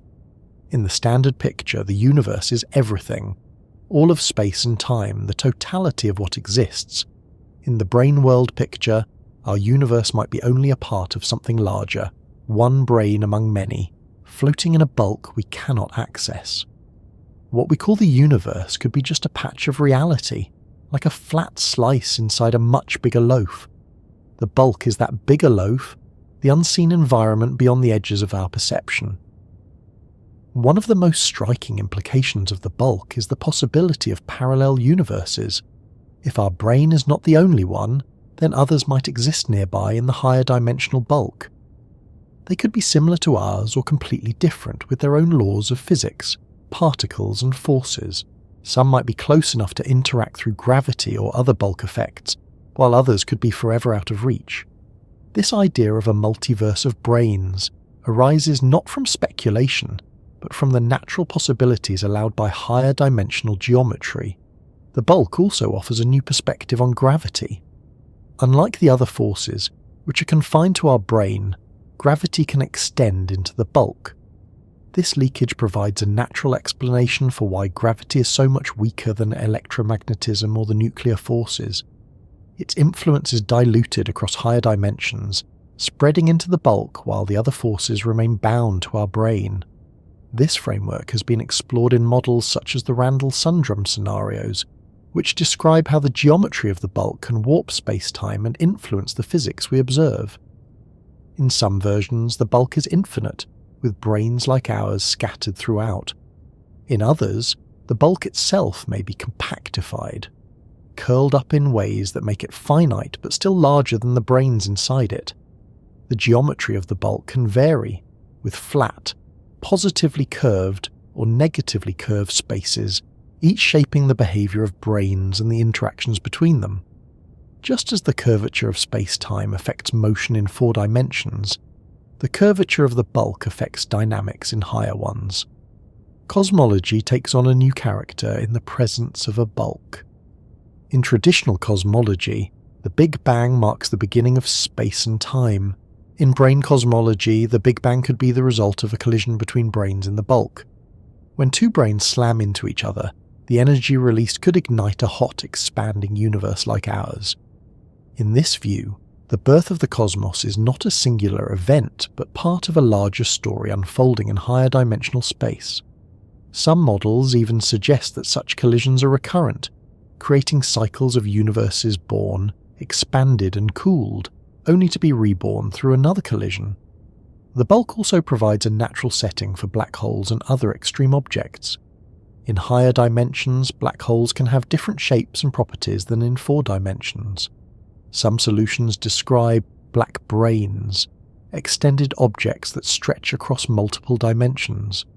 These exotic objects might exist in the bulk, influencing the brains within it. If so, their presence could leave detectable signatures in our universe, such as deviations in gravitational waves or unusual particle interactions. From a mathematical perspective, the bulk is described using higher dimensional metrics, generalizations of the 4-dimensional spacetime of relativity. The equations governing the bulk include not only the geometry of brains, but also the fields and forces that permeate the higher dimensional space. Solving these equations is difficult, but they provide insights into how brains interact, how forces behave, and how the cosmos evolves when seen from a higher dimensional vantage point. The bulk is also where holography finds one of its most compelling applications. In the AD-CFT correspondence, the physics of a bulk space with anti-de Sitter geometry is exactly equivalent to a quantum field theory on its lower dimensional boundary. This duality suggests that everything happening in the bulk can be encoded on a brain, and vice versa. It blurs the distinction between higher and lower dimensions, showing that the bulk may not just be a background but a deeply interconnected part of reality. Experimentally, probing the bulk is challenging but not hopeless. If gravity leaks into the bulk, its effects might show up in short-distance experiments, measuring the inverse square law. Colliders might produce particles that escape into the bulk, leaving behind missing energy signatures. Gravitational waves might carry imprints of bulk dynamics, especially if our universe has interacted with other brains in its history. None of these signatures have been confirmed, but they provide avenues for testing ideas that once seemed purely theoretical. Conceptually, the bulk forces us to rethink the very meaning of universe. If our cosmos is just a brain, then the universe is not all that exists but only a part of a larger structure. The true reality would be the bulk, with its full set of dimensions, brains and interactions. This is a humbling perspective. Just as Earth turned out not to be the centre of the solar system, and the Milky Way turned out not to be the whole cosmos, our universe may turn out not to be the entirety of existence, but only a slice of something bigger. The bulk is not an easy idea to visualize. Our minds are tuned to 3 spatial dimensions, and picturing higher dimensional spaces filled with brains is nearly impossible. But the mathematics gives us a way to navigate where imagination fails. Equations describe how brains move, how forces spread, and how bulk geometry shapes physics. Those equations are consistent, and they suggest that the bulk is not a fantasy, but a plausible extension of what we know. The natural step is to ask how the bulk and brains connect to the deeper puzzles of quantum physics. If higher dimensional spaces exist, how do they interact with quantum entanglement, information, and the foundations of spacetime itself? The idea that our universe may have more dimensions than we can perceive is already a stretch for human intuition. Yet physics pushes the concept even further, suggesting that the dimensions we do see may not be fundamental at all. Instead, they might be emergent, a kind of large-scale illusion built from deeper, lower-dimensional structures. This is the essence of the holographic principle, one of the most surprising and influential ideas in theoretical physics over the last few decades. To appreciate how radical this is, it helps to begin with the everyday concept of a hologram. A hologram is a 2-dimensional surface that encodes a 3-dimensional image. Shine light on it in the right way, and the flat surface produces the illusion of depth, as though the image were floating in space. All the information about the 3-dimensional scene is contained in the 2-dimensional film. You can even cut the film in half, and each piece will still contain the whole image, just with less detail. It's a striking reminder that appearances can emerge from hidden encodings. In physics, the holographic principle makes a similar claim. The information needed to describe everything in a volume of space can be stored on its boundary. In other words, the 3-dimensional world we perceive might actually be a projection of information encoded on a 2-dimensional surface. Extend that reasoning, and the 4-dimensional spacetime of relativity could itself be an emergent phenomenon, a projection from something lower dimensional. This idea first arose from the study of black holes. In the 1970s, Jacob Bekenstein and Stephen Hawking discovered something remarkable about black hole entropy. Entropy is a measure of information or disorder, and for ordinary systems it scales with volume. A gas in a box has more entropy if the box is larger. But black holes defy this rule. Their entropy scales not with their volume but with the area of their event horizon, the surface beyond which nothing can escape. This suggested that the fundamental degrees of freedom of a black hole live not inside it but on its boundary. Gerard 't Hooft and Leonard Susskind took this insight further in the 1990s. They proposed that this area scaling property was not just a quirk of black holes, but a clue to the nature of the universe itself. If the maximum amount of information in any region scales with its surface area, then perhaps reality itself is holographic.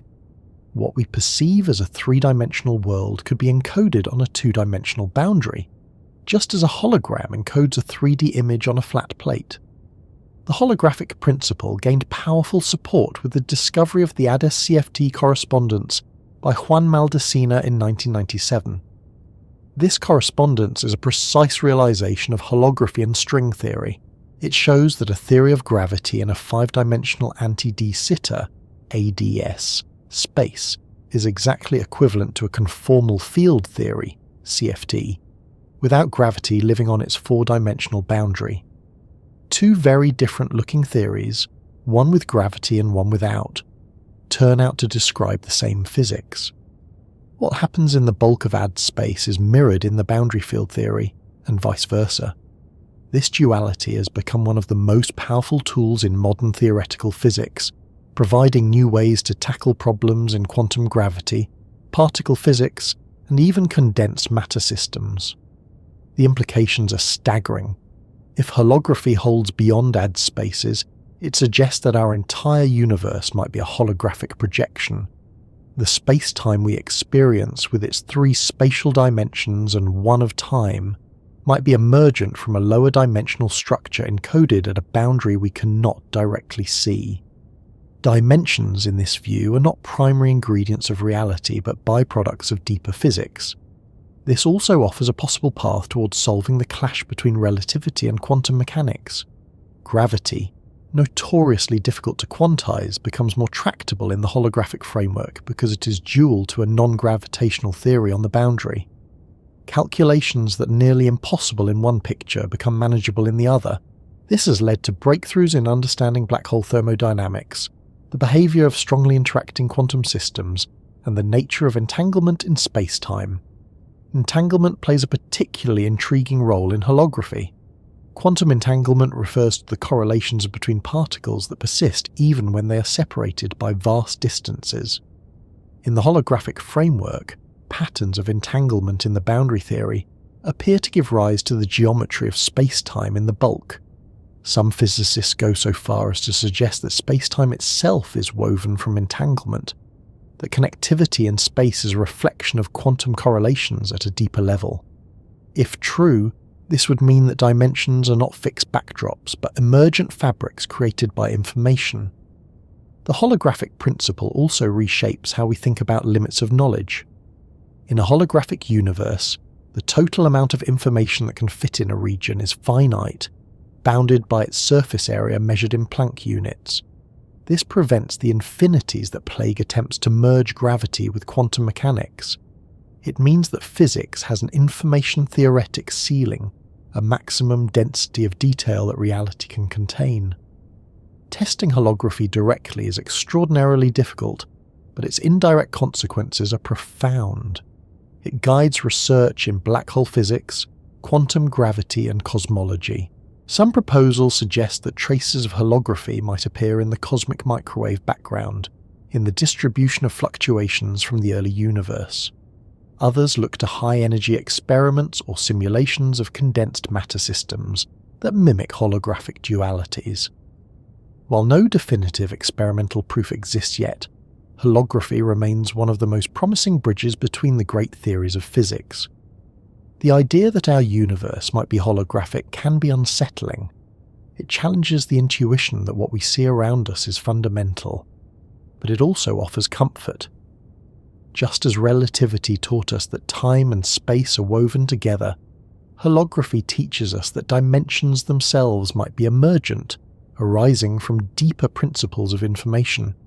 In this sense, the universe is not less real but more subtle than it appears, layered in ways our senses cannot grasp but our mathematics can describe. The story of physics is often told as a tale of 2 great pillars. On one side stands general relativity, Einstein's masterpiece, which describes gravity as the curvature of space-time. On the other stands quantum mechanics, which captures the strange probabilistic behavior of matter and energy on the smallest scales. Each theory has been tested to extraordinary precision in its own domain. Relativity explains the motions of planets, the bending of light near stars, and the expansion of the universe. Quantum mechanics explains the structure of atoms, the behavior of semiconductors, and the interactions of particles in accelerators. But when the two are brought together, the harmony collapses.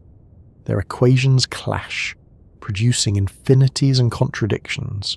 And nowhere is this clash sharper than in the question of dimensions. Relativity treats space-time as a smooth, continuous fabric. Geometry is well defined. Distances and times can be calculated precisely, and curvature tells matter how to move. Quantum mechanics, by contrast, thrives on uncertainty. It describes particles as wave functions, probabilities smeared across possibilities. At very small scales, space itself seems to fluctuate, jittering with quantum uncertainty. When physicists try to apply quantum principles to space-time itself, the smooth fabric of relativity unravels into froth, a seething quantum foam. Distances lose meaning, points blur into probabilities, and the very notion of dimension becomes unstable. This is the central puzzle of quantum gravity: how to describe spacetime when both relativity and quantum mechanics must apply. At everyday scales, 4 dimensions are clear and consistent. At the Planck scale, around 35 meters, those dimensions may dissolve into something less definite. The problem is not just technical, it is conceptual. What does it even mean to talk about dimensions when the geometry of space is fluctuating wildly? Are dimensions fundamental, or are they emergent properties that appear only when space-time smooths out at larger scales? Attempts to solve quantum gravity have taken many forms, and each carries its own perspective on dimensions. String theory, as we have seen, requires 10 dimensions for consistency. M-theory extends that to 11, introducing branes and higher dimensional structures. In these frameworks, dimensions are real and necessary, even if some are compactified or hidden. The mathematics is elegant, but direct evidence is lacking. Another approach, loop quantum gravity, takes a different path. Instead of adding dimensions, it redefines space-time itself as discrete. In loop quantum gravity, space is woven from tiny loops of quantum fields, forming a spin network. The geometry we perceive emerges from the connections in this network, not from a smooth background. Dimensions, in this view, are not continuous axes but emergent features of a deeper combinatorial structure. At small enough scales, the concept of dimension might even change. Some models suggest that space-time effectively has fewer dimensions at very high energies, reducing to 2 before expanding again to 4 at lower energies. This idea of dimensional reduction is not confined to loop quantum gravity. Other approaches, such as causal dynamical triangulations, also hint at space-time having fewer effective dimensions near the Planck scale. In these models, the universe is built from simple building blocks, tiny triangles or simplices, assembled in a way that approximates a smooth space-time at large scales. When physicists simulate this process, they find that the effective number of dimensions changes with scale shrinking near the Planck length. This scale-dependent dimensionality may be the universe's way of avoiding the infinities that plague quantum gravity. The problem of dimensions also appears in attempts to calculate the entropy of black holes. Hawking showed that black holes emit radiation and have a temperature, which means they also have entropy. That entropy scales with the area of the event horizon, not its volume. This suggests that the true degrees of freedom of space-time are encoded on lower dimensional surfaces, echoing the holographic principle. If black hole entropy is fundamental, then dimensions may be less about the interior of space and more about its boundaries.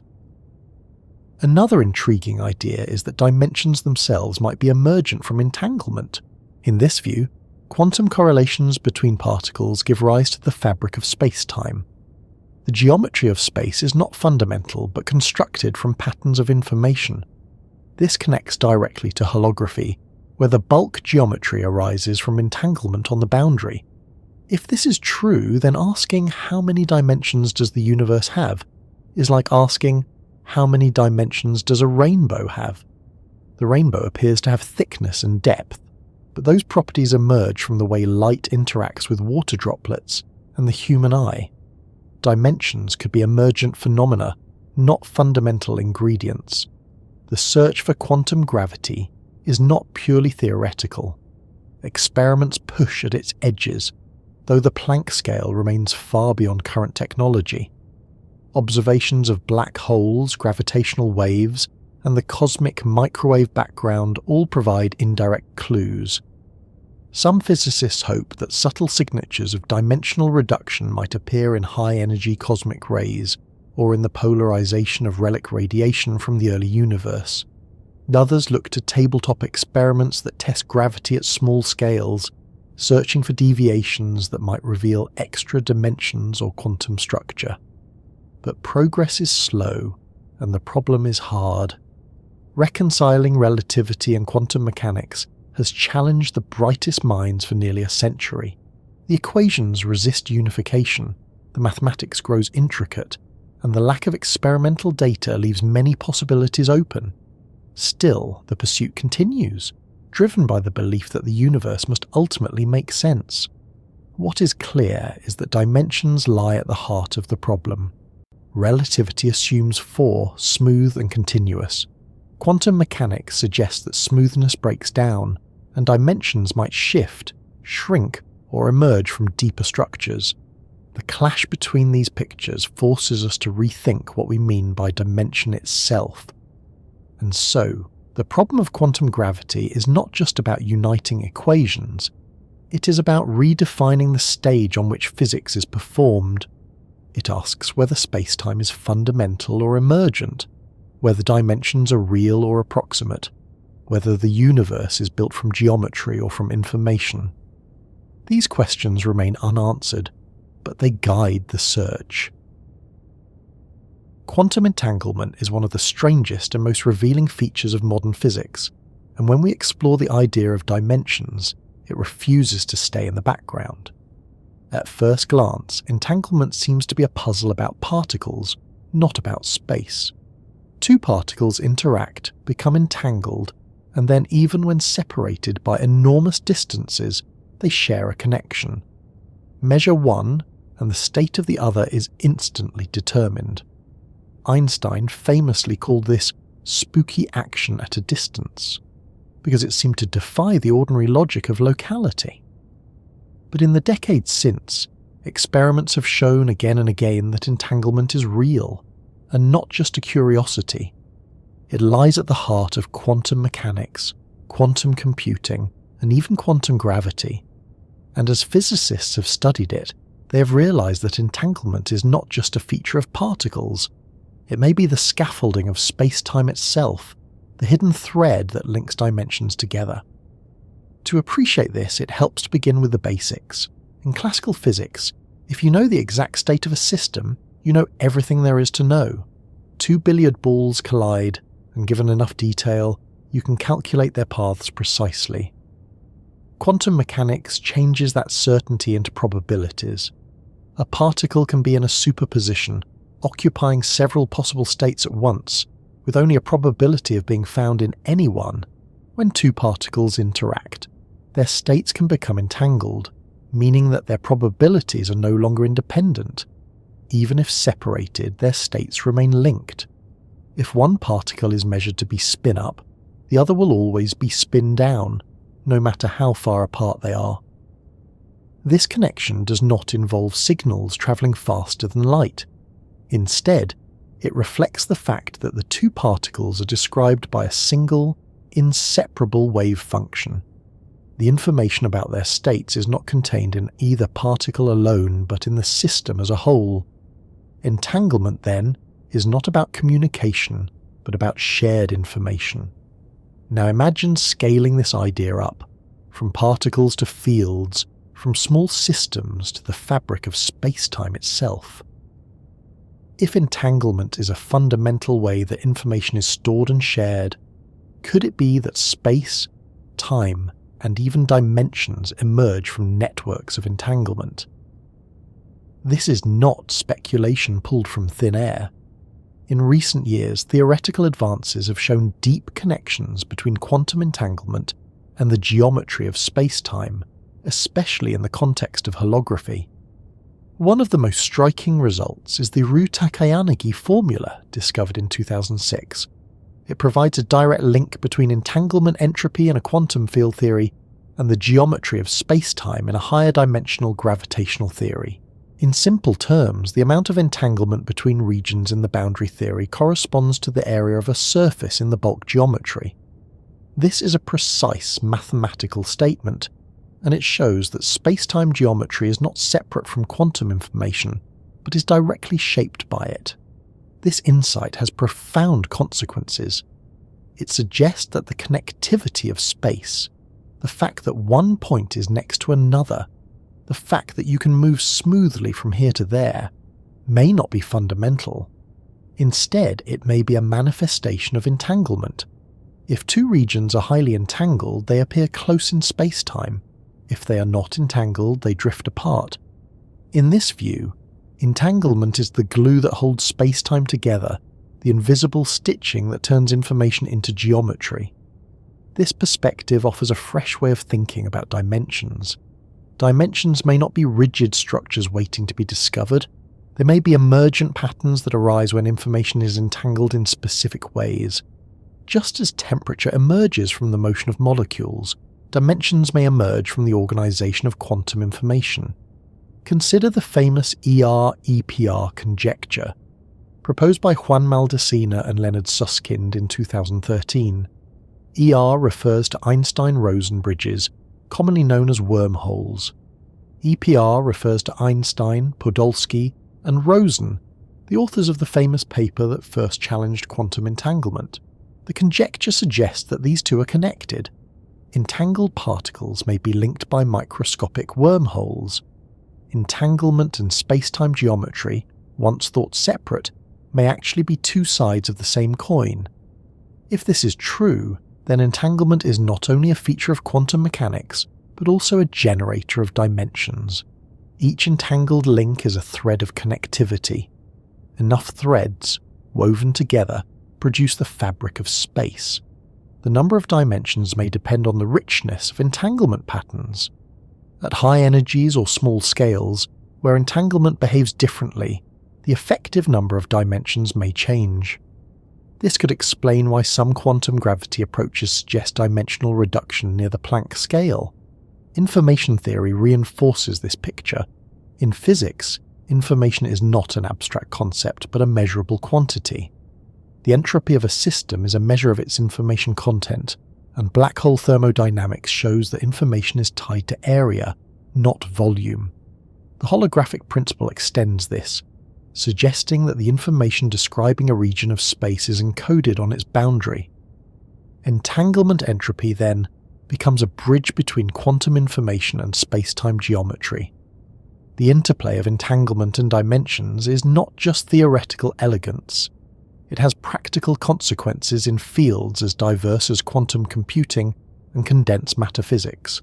Simulations of entangled quantum systems have revealed structures that resemble curved geometries, suggesting that spacetime-like behavior can emerge from purely informational systems.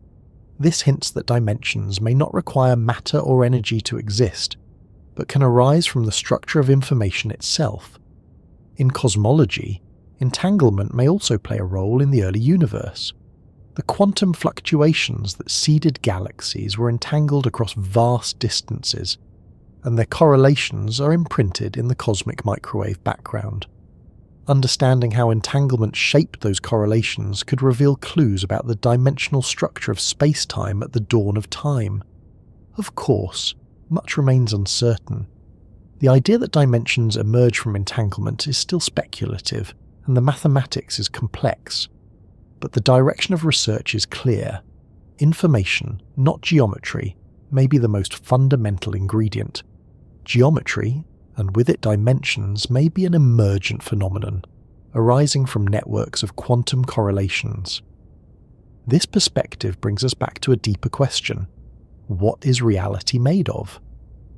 If dimensions are emergent, then the universe is not a stage built from fixed axes, but a process built from relationships. Space is the map of those relationships, time is their unfolding, and dimensions are the patterns that emerge when information is organized. Particle colliders are among the most powerful tools ever built for peering into the structure of reality. They are vast machines designed to accelerate particles, usually protons or electrons, to near the speed of light and smash them together. In the debris of those collisions, physicists sift through the fragments, searching for signs of particles, forces, and phenomena that cannot be observed in any other way. Colliders have given us the Higgs boson, deep insights into the Standard Model, and countless confirmations of theoretical predictions. But they also carry the potential to answer one of the most audacious questions in physics. Are there hidden dimensions beyond the four we know? The basic idea rests on energy and scale. In everyday life, The world looks three-dimensional in space and one-dimensional in time because any extra dimensions, if they exist, are compactified or otherwise hidden at scales too small to detect. To probe those scales, you need extraordinary energy because high-energy particles have wavelengths short enough to reach into smaller structures of space-time. The higher the energy, the finer the resolution. Colliders push to those frontiers, hoping that at some threshold, evidence of extra dimensions will emerge. What would such evidence look like? One possibility comes from the brain world picture, where our observable universe is a brain embedded in a higher dimensional bulk.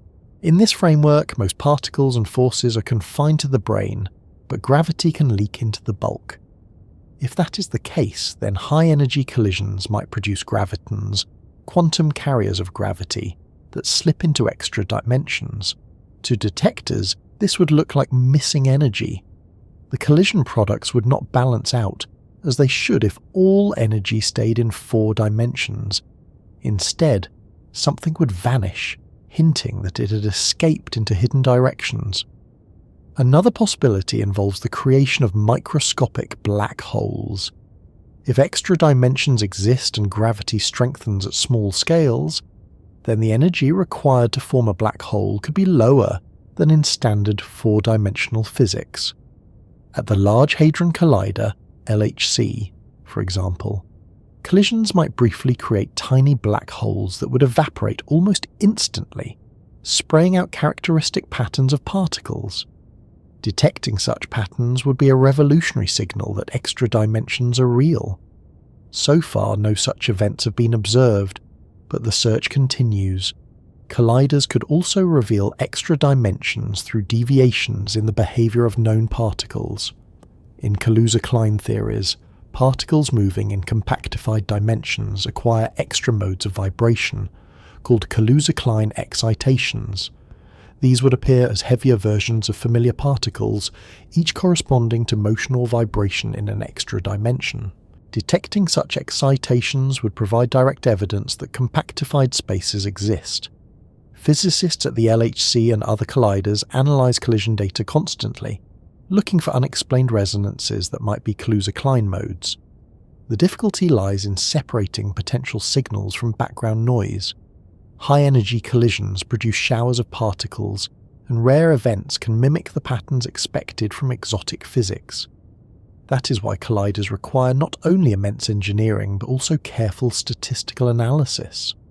Physicists must gather vast amounts of data, sifting through trillions of collisions to find a handful that could point toward extra dimensions. So far, the LHC has not revealed definitive evidence of hidden dimensions. The Higgs boson, discovered in 2012, fit neatly within the Standard Model. Searches for missing energy, micro-black holes, and Kaluza-Klein modes have come up empty, or with results consistent with background expectations. This does not mean extra dimensions do not exist. It means they may lie at scales beyond the reach of current technology. The energies required to probe them directly may be far higher than what today's colliders can achieve. Future colliders aim to push those boundaries. Proposals include machines with energies 10 times greater than the LHC, such as the Future Circular Collider in Europe or the Circular Electron-Positron Collider in China. These projects would extend the reach of particle physics into regimes where new phenomena might appear. If extra dimensions influence physics at scales just beyond the LHC's capabilities, the next generation of colliders could reveal them. But even if direct detection proves elusive, colliders still play a role in constraining theories. By not finding evidence of extra dimensions at certain scales, experiments rule out whole classes of models. This narrows the landscape of possibilities, guiding theorists toward frameworks that remain viable. In physics, absence of evidence can be nearly as informative as discovery, shaping the path forward. The search for hidden dimensions at colliders is not only about unification or string theory, it also connects to deep puzzles in cosmology and gravity. If gravity spreads into extra dimensions, then the weakness of gravity compared to other forces could be explained. If Kaluza-Klein modes exist, then they might contribute to dark matter, the mysterious substance that outweighs visible matter in the cosmos. Colliders could provide direct links between the microcosm of particle physics and the macrocosm of cosmology, tying hidden dimensions to the structure of galaxies and the evolution of the universe. The technical achievements of colliders are as impressive as their scientific goals. The LHC, for instance, accelerates protons to nearly the speed of light in a 27-kilometre ring beneath the French-Swiss border. Detectors like Atlas and CMS are multi-story machines packed with millions of sensors, recording collision events at mind-boggling rates. Behind them are global collaborations of thousands of scientists, engineers and technicians, all united in the pursuit of answers to questions as fundamental as how many dimensions does the universe have?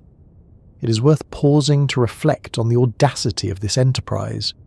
Human beings have built machines that recreate conditions not seen since the first fractions of a second after the Big Bang, all to test whether reality is deeper than it appears. Whether or not colliders reveal extra dimensions, the fact that we can even attempt such experiments is a testament to the reach of science. For now, the mystery of hidden dimensions remains unresolved. Colliders probe, theorists refine, and the search continues. Perhaps the next leap in energy will open the door. Perhaps subtle deviations in data already collected hold the first hints, waiting for sharper analysis. Or perhaps dimensions are real, but hidden in ways colliders cannot access, leaving their detection to other kinds of experiments. What is certain is that particle colliders stand at the frontier, pressing against the limits of what can be known by direct experiment. They are our microscopes into spacetime itself, tools for testing whether the universe has directions folded beyond our perception, and as they continue their work they keep alive the possibility that one day, in the wreckage of a collision, we will glimpse evidence of the hidden architecture of reality. If extra dimensions are real, why do they remain hidden in the first place? Are they compactified so tightly that no experiment can probe them, or are we confined to a brain that prevents access? Or is there something deeper, something that makes dimensions themselves emergent phenomena inseparable from information and entanglement?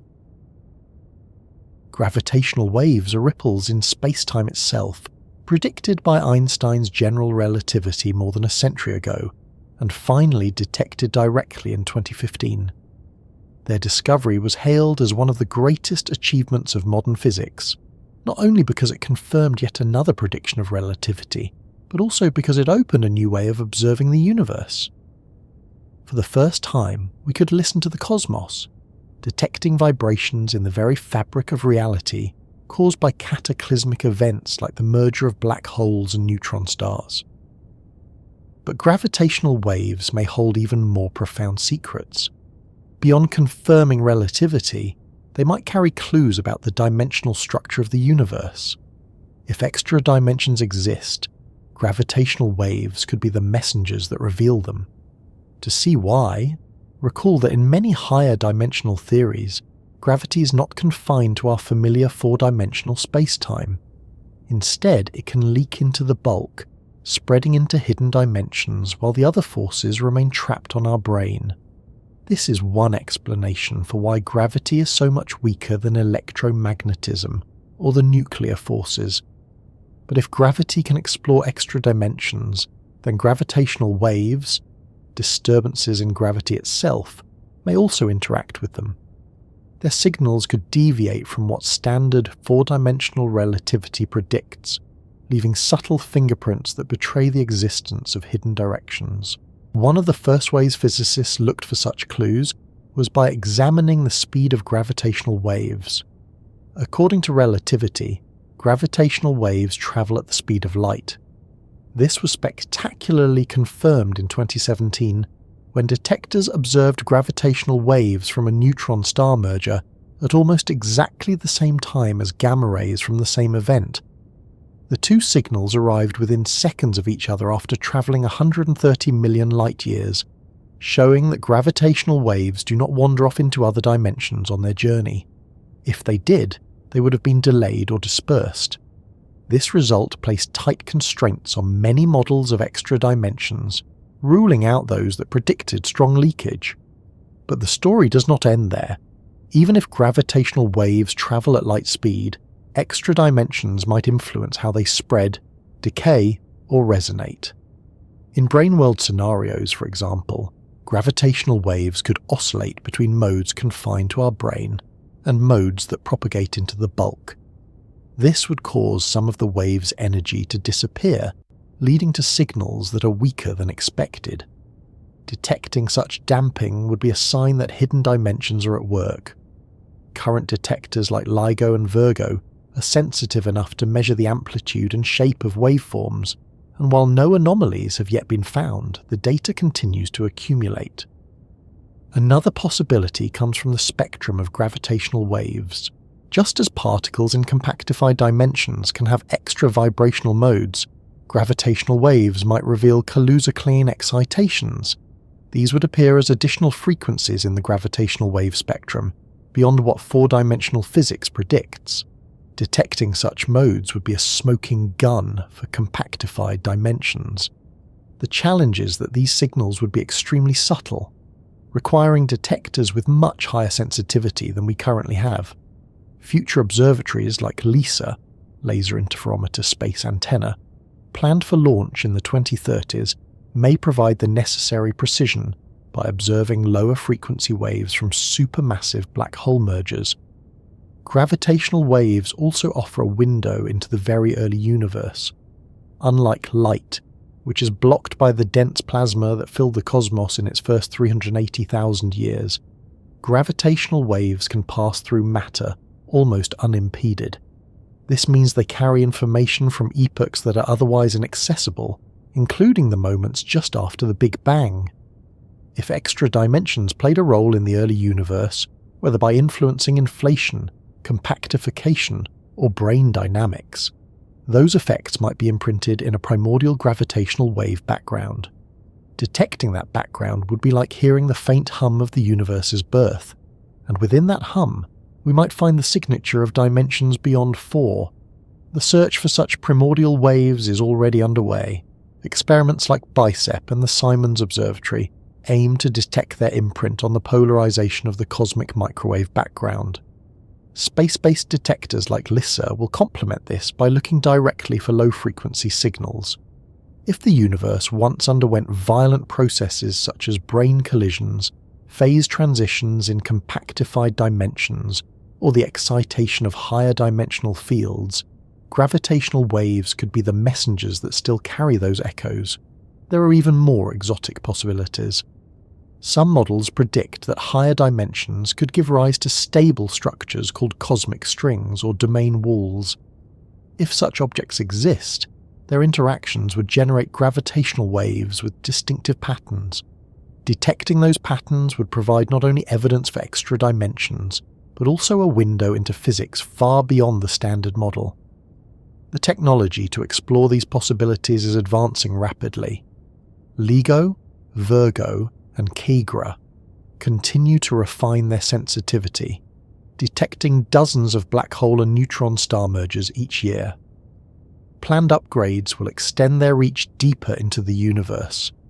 LISA will open a whole new band of gravitational wave astronomy, probing sources inaccessible to ground-based detectors. Pulsar timing arrays, which measure tiny shifts in the signals from millisecond pulsars across the galaxy, are already reporting hints of a gravitational wave background at nanohertz frequencies. Each of these approaches provides a different way of listening to space-time, and together they form a network of ears attuned to the whispers of hidden dimensions. It is important to note that no deviations from four-dimensional relativity have been observed so far. Every gravitational wave detected has matched the predictions of Einstein's theory with remarkable accuracy. This is both reassuring and frustrating. It confirms the robustness of relativity, but leaves the door to extra dimensions still closed. The lack of anomalies constrains models, ruling out those that predict strong effects. But subtle effects may still be waiting, buried in data, or lying just beyond our current reach. The beauty of gravitational waves as probes is that they are uniquely suited to test extra dimensions. Light, particles, and forces are confined to our brain, but gravity touches everything, including the bulk. If hidden dimensions exist, gravity is the force most likely to reveal them. Gravitational waves, being pure vibrations of spacetime, carry that revelation more directly than any other signal. From a broader perspective, the search for dimensional clues in gravitational waves is part of a larger pattern. Again and again, physics has found that when we develop new ways of observing the universe, we uncover surprises. Telescopes revealed galaxies beyond the Milky Way. Radio astronomy revealed the cosmic microwave background. Particle colliders revealed the zoo of subatomic particles. Now gravitational wave astronomy opens a new sense, and with it, the chance to uncover new layers of reality. Whether or not extra dimensions are discovered through gravitational waves, the effort is worthwhile. Every detection adds to our knowledge of black holes, neutron stars, and the violent universe. Every refinement of theory clarifies the boundaries of what is possible.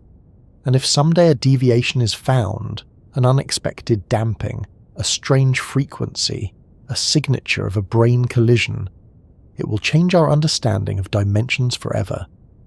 As the data grows and detectors improve, the anticipation builds.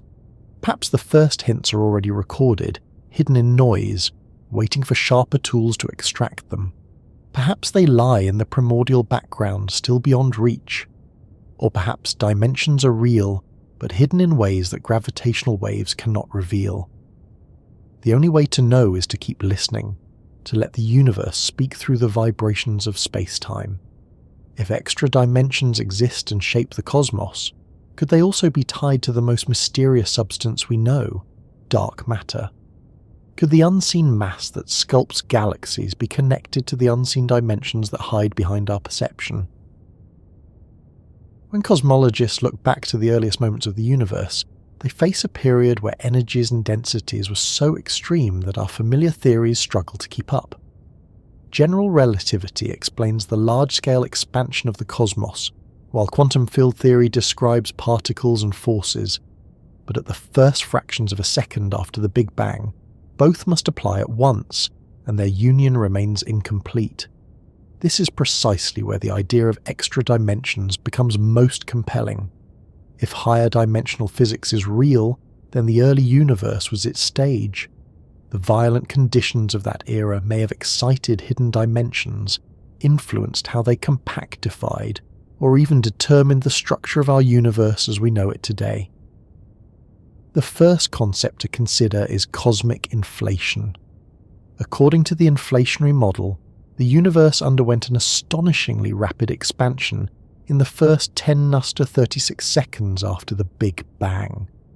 Space itself ballooned by many orders of magnitude, smoothing out irregularities and setting the stage for the cosmic microwave background and the large-scale distribution of galaxies.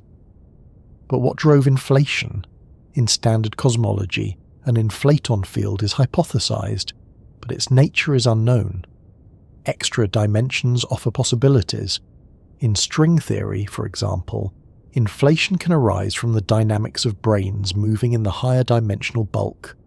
The separation or collision of brains can release energy that fuels inflation. Alternatively, the shape and stabilization of compactified dimensions, the Calabi-Yau manifolds, can generate inflationary behavior through their fields known as moduli. Compactification is particularly important in the early universe. If the universe truly began with more than 3 spatial dimensions, why are only 3 large today?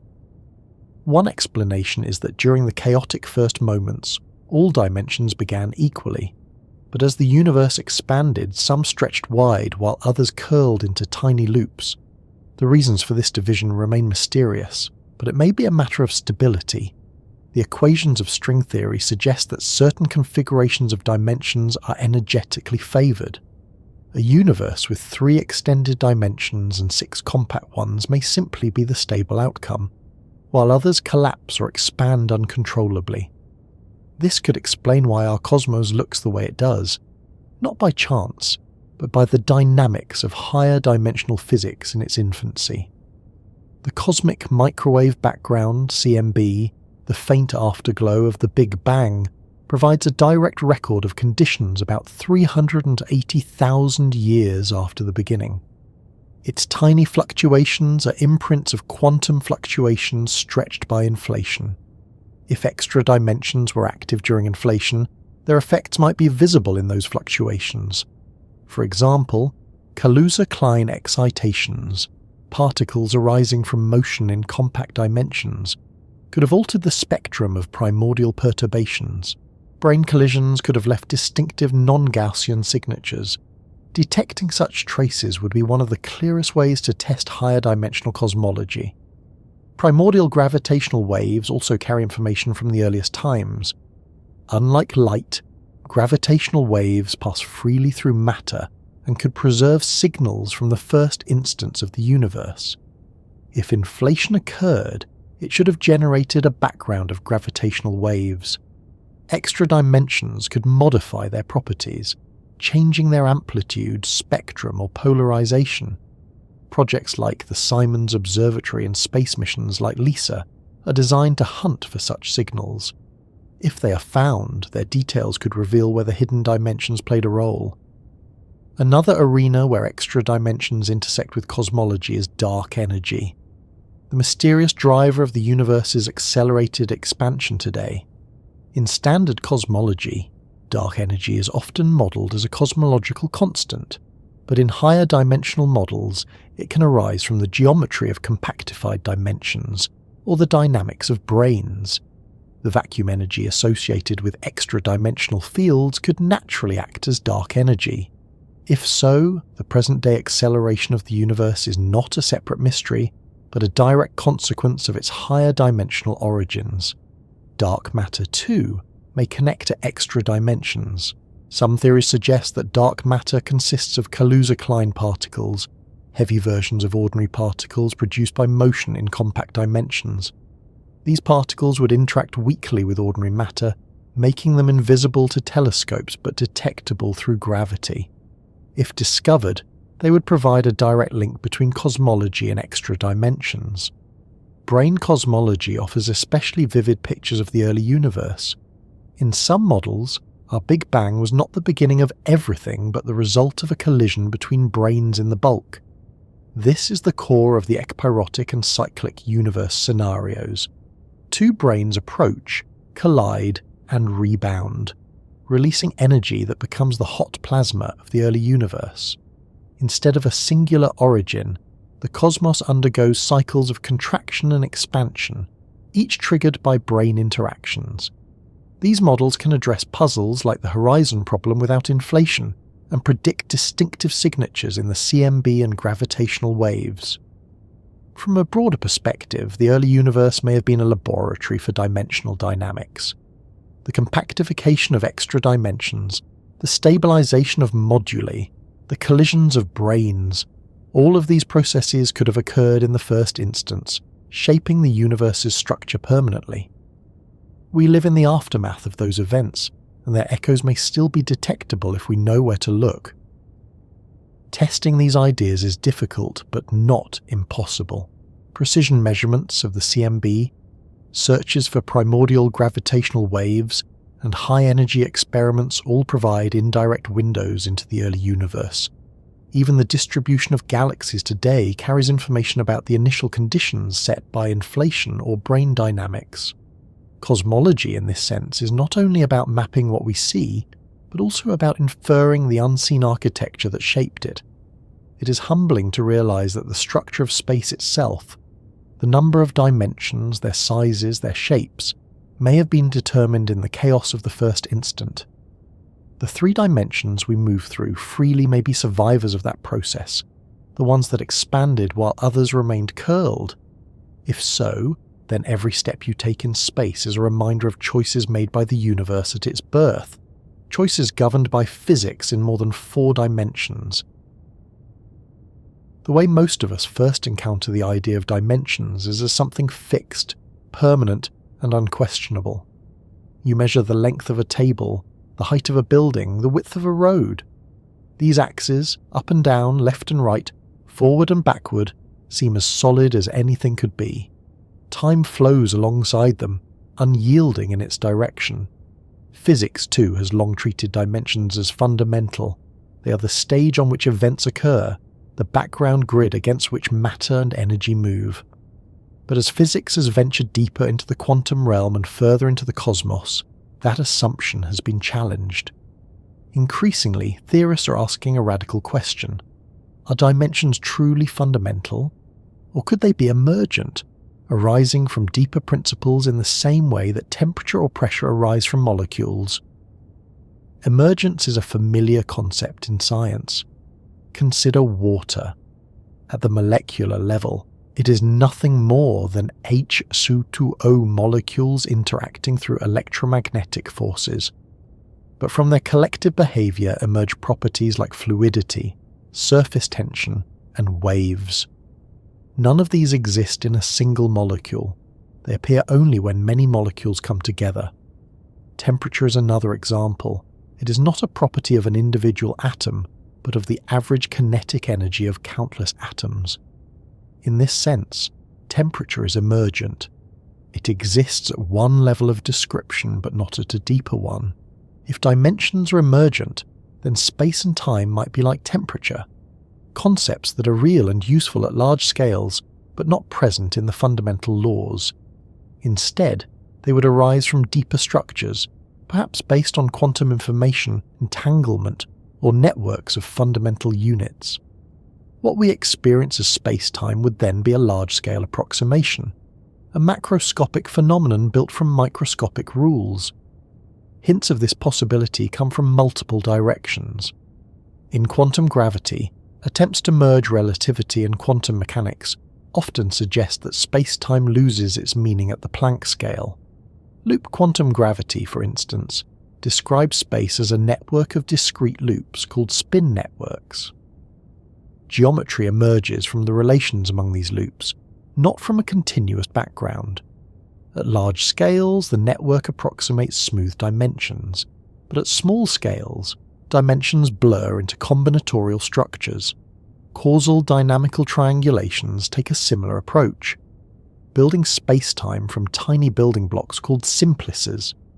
By assembling them according to certain rules, physicists can simulate universes. Remarkably, the effective number of dimensions changes with scale. Near the Planck length, the universe behaves as though it has 2 dimensions. At larger scales, 4 dimensions emerge. This dimensional reduction is not imposed, but arises naturally from the dynamics. It suggests that dimensionality itself is scale-dependent, not absolute. The holographic principle also points toward emergent dimensions. If the information content of a region of space is encoded on its boundary, then the interior volume is not fundamental. The bulk dimensions emerge from the entanglement structure of the boundary. In AD-CFT correspondence, a gravitational theory in 5 dimensions is exactly equivalent to a quantum field theory in 4. The 5th dimension is not an independent reality, but a manifestation of relationships in the lower dimensional theory. This provides a concrete example of how dimensions can be emergent, arising from information rather than existing on their own. Entanglement plays a central role in these ideas. Studies have shown that patterns of quantum entanglement can give rise to geometric structures resembling spacetime. The Ryuta-Kayanagi formula, for example, links entanglement entropy in a boundary theory to the area of a surface in the bulk. This suggests that geometry, and with it dimensions, are woven from entanglement. Without entanglement, space would fall apart into disconnected pieces. With it, connectivity and dimensionality emerge. Black hole physics adds further support. The fact that black hole entropy scales with surface area, not volume, implies that the true degrees of freedom are encoded on boundaries, not within bulk dimensions. This area scaling behavior suggests that the bulk dimensions are not fundamental but effective, arising from more basic principles tied to information storage. Emergent dimensions also help address some of the puzzles in physics. Why is gravity so weak compared to other forces? If space-time is emergent, then gravity might be a large-scale statistical effect rather than a fundamental interaction. Eric Verlinde has proposed entropic gravity, a model where gravity arises as an emergent phenomenon from changes in information associated with positions of matter. In this view, the geometry of space, the flow of time, and the pull of gravity all stem from the same informational substrate. The idea that dimensions are emergent challenges deep intuitions. It suggests that the universe is not a stage on which events unfold, but a process that gives rise to the stage itself. The coordinates we use to describe reality would be bookkeeping devices, not ultimate truths. At the fundamental level, reality might be more like a network of information, with space and time emerging as convenient approximations when the network is viewed at large scales. This perspective also reshapes cosmology. If dimensions emerge, then the birth of the universe may have been the birth of dimensionality itself. Before the Big Bang, there may not have been space or time in any meaningful sense, only a pre-geometric state of information. The expansion of the universe could then be seen as the unfolding of dimensions from that primordial substrate. The question, what came before the Big Bang, might be meaningless, because before presupposes time, which had not yet emerged. Experimental evidence for emergent dimensions is difficult to obtain, but there are possible paths. Observations of the cosmic microwave background could reveal signatures of scale-dependent dimensionality. High-energy cosmic rays might behave differently if space-time changes dimension at small scales. Quantum simulations in laboratories, where entanglement creates emergent geometries, provide analogues that hint at how space-time might arise from information. Each of these approaches probes the idea that dimensions are not absolute but contextual. What is most striking about emergent dimensions is how they connect diverse areas of physics. From quantum gravity to black hole thermodynamics, from holography to information theory, the same theme appears. Space-time may not be fundamental. This convergence suggests that the idea is not a passing speculation but a deep clue. If so, then our understanding of the universe is undergoing a shift as profound as the realization that Earth is not the center of the cosmos. Still, many questions remain. What is the true underlying structure from which dimensions emerge? Is it a network of qubits, as some suggest? Is it a combinatorial graph, a spin network, or something entirely different? How many effective dimensions can emerge? And why 3 of space and 1 of time? Can emergent dimensions explain dark energy, dark matter, or the arrow of time? These are open puzzles, guiding research at the frontiers of physics. The notion that dimensions are emergent does not diminish their reality. Just as temperature is real even though it emerges from molecules, dimensions are real in the sense that they shape our lives, our physics, and our observations. But their reality may be conditional, dependent on deeper processes. They may be the shadows of a more fundamental substrate, the geometry of information rather than the geometry of space. If dimensions are emergent, then the ultimate question is not just how many dimensions the universe has, but what reality looks like at the level before dimensions. What is the raw fabric from which space, time, and dimensionality itself are woven? At the end of this long journey, after tracing the history of physics from familiar three-dimensional space through time as a fourth, through Einstein's curved space-time, through Kaluza-Klein's bold fifth dimension, through the compactified shapes of string theory, through the brains and bulks of M theory, through the holographic principle and quantum entanglement, we arrive at a kind of stillness. The question remains open. How many dimensions are truly real? Physics has given us many answers. 4, 5, 10, 11. Perhaps fewer near the Planck scale, perhaps infinitely many in the bulk, perhaps none at the most fundamental level. And yet, the further we go, the clearer it becomes that the question itself is not one with a simple number for an answer. For centuries, dimensions were treated as a given. Euclid's geometry described 3. Newton's mechanics played out on them, and everyday experience confirmed them. Einstein added time as a fourth, and that felt strange but manageable. But once the door to extra dimensions opened, it never closed again. Each attempt to unify forces, to reconcile quantum mechanics and relativity, to explain the weakness of gravity or the mysteries of dark matter and dark energy, seemed to call for more dimensions. They are not extravagances added for fun, but necessities emerging from equations. Mathematics demands them, even when our senses cannot. And yet, the very tools of quantum gravity and information theory hint that dimensions may not be fundamental at all. They may be emergent, scale-dependent, or encoded on boundaries rather than existing as independent directions.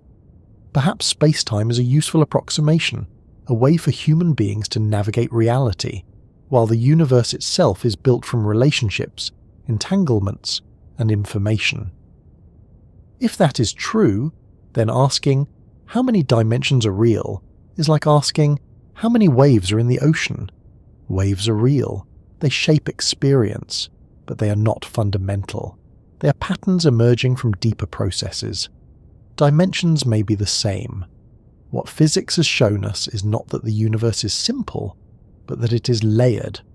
On one layer, we live in a four-dimensional space-time. On another, string theory requires 10. On another, M-theory points to 11. On yet another, holography shows that higher dimensions can be equivalent to lower ones, that bulk and boundary are interchangeable, and at the smallest scales, dimensions may dissolve altogether, replaced by networks of information or loops of quantum geometry. Each layer is real in its own context, and each helps explain phenomena the others cannot. So how many dimensions are truly real? The answer may be, as many as the universe needs to tell its story. 4 for everyday life, 10 or 11 for unification. 2 near the Planck scale, 0 at the most fundamental level of pre-geometry, or perhaps infinitely many in ways our current physics cannot yet describe. Reality may not fit into a single number, but into a spectrum of dimensionalities that shift depending on scale, context, and perspective. For us, what matters is not the final tally, but the recognition that reality is richer than intuition. To ask about dimensions is to ask how the universe organizes itself, how forces unify, how information becomes geometry, how existence itself takes shape. It is to acknowledge the limits of perception and the power of imagination guided by mathematics. And in the quiet of that acknowledgement, there is rest. You do not need to know whether the universe has 4 dimensions or 11 to feel wonder at the night sky. You do not need to settle the argument between fundamental and emergent to marvel at the patterns of galaxies or the behavior of atoms. The mystery is not an obstacle but a companion, a reminder that the universe is vast, layered, and still unfolding before us. Perhaps the deepest truth is that dimensions are not only about the universe but also about us. They are the framework through which we experience reality, but they also reflect the limits of our minds. Our senses evolve to perceive 3 spatial dimensions. Our tools extend that perception into realms we cannot see. Our mathematics imagines further still. But whether dimensions are fundamental or emergent, infinite or few, they are always filtered through human curiosity. In that sense, dimensions are both real and relative, both universal and personal. So we arrive at a resting place, not with a definitive answer, but with a deeper appreciation of the question: how many dimensions are truly real? Enough to contain galaxies and black holes, enough to weave quantum entanglement and space-time, enough to give rise to us asking the question at all. The number may never be fixed, because reality may not be bound by the simplicity of numbers. It may be bound only by the richness of existence itself. And with that, you can let the question rest too. The universe will not rush to reveal its secrets, but it will continue to whisper them through experiments, equations, and observations. For now, it is enough to know that you live inside a cosmos that is deeper than you can see, layered with hidden structures and filled with mysteries that will always reward your wonder. And as we come to the end of tonight's exploration, let yourself linger in the calm of not needing every answer. The universe is vast, layered with mysteries, and it will always offer more questions than we can hold. That is part of its beauty. If you found this journey soothing, if it has kept your mind company as you drift toward rest, you're welcome to return whenever you'd like. There are more stories waiting, more questions to ask together, and more science to explore in a way that helps you sleep. For now, simply rest. Let the thoughts of hidden dimensions fade into the background, like stars softening behind clouds. Allow yourself to feel small in the best possible way, carried in a universe that is larger than understanding, but gentle enough to cradle you tonight. Good night, and thank you for being here.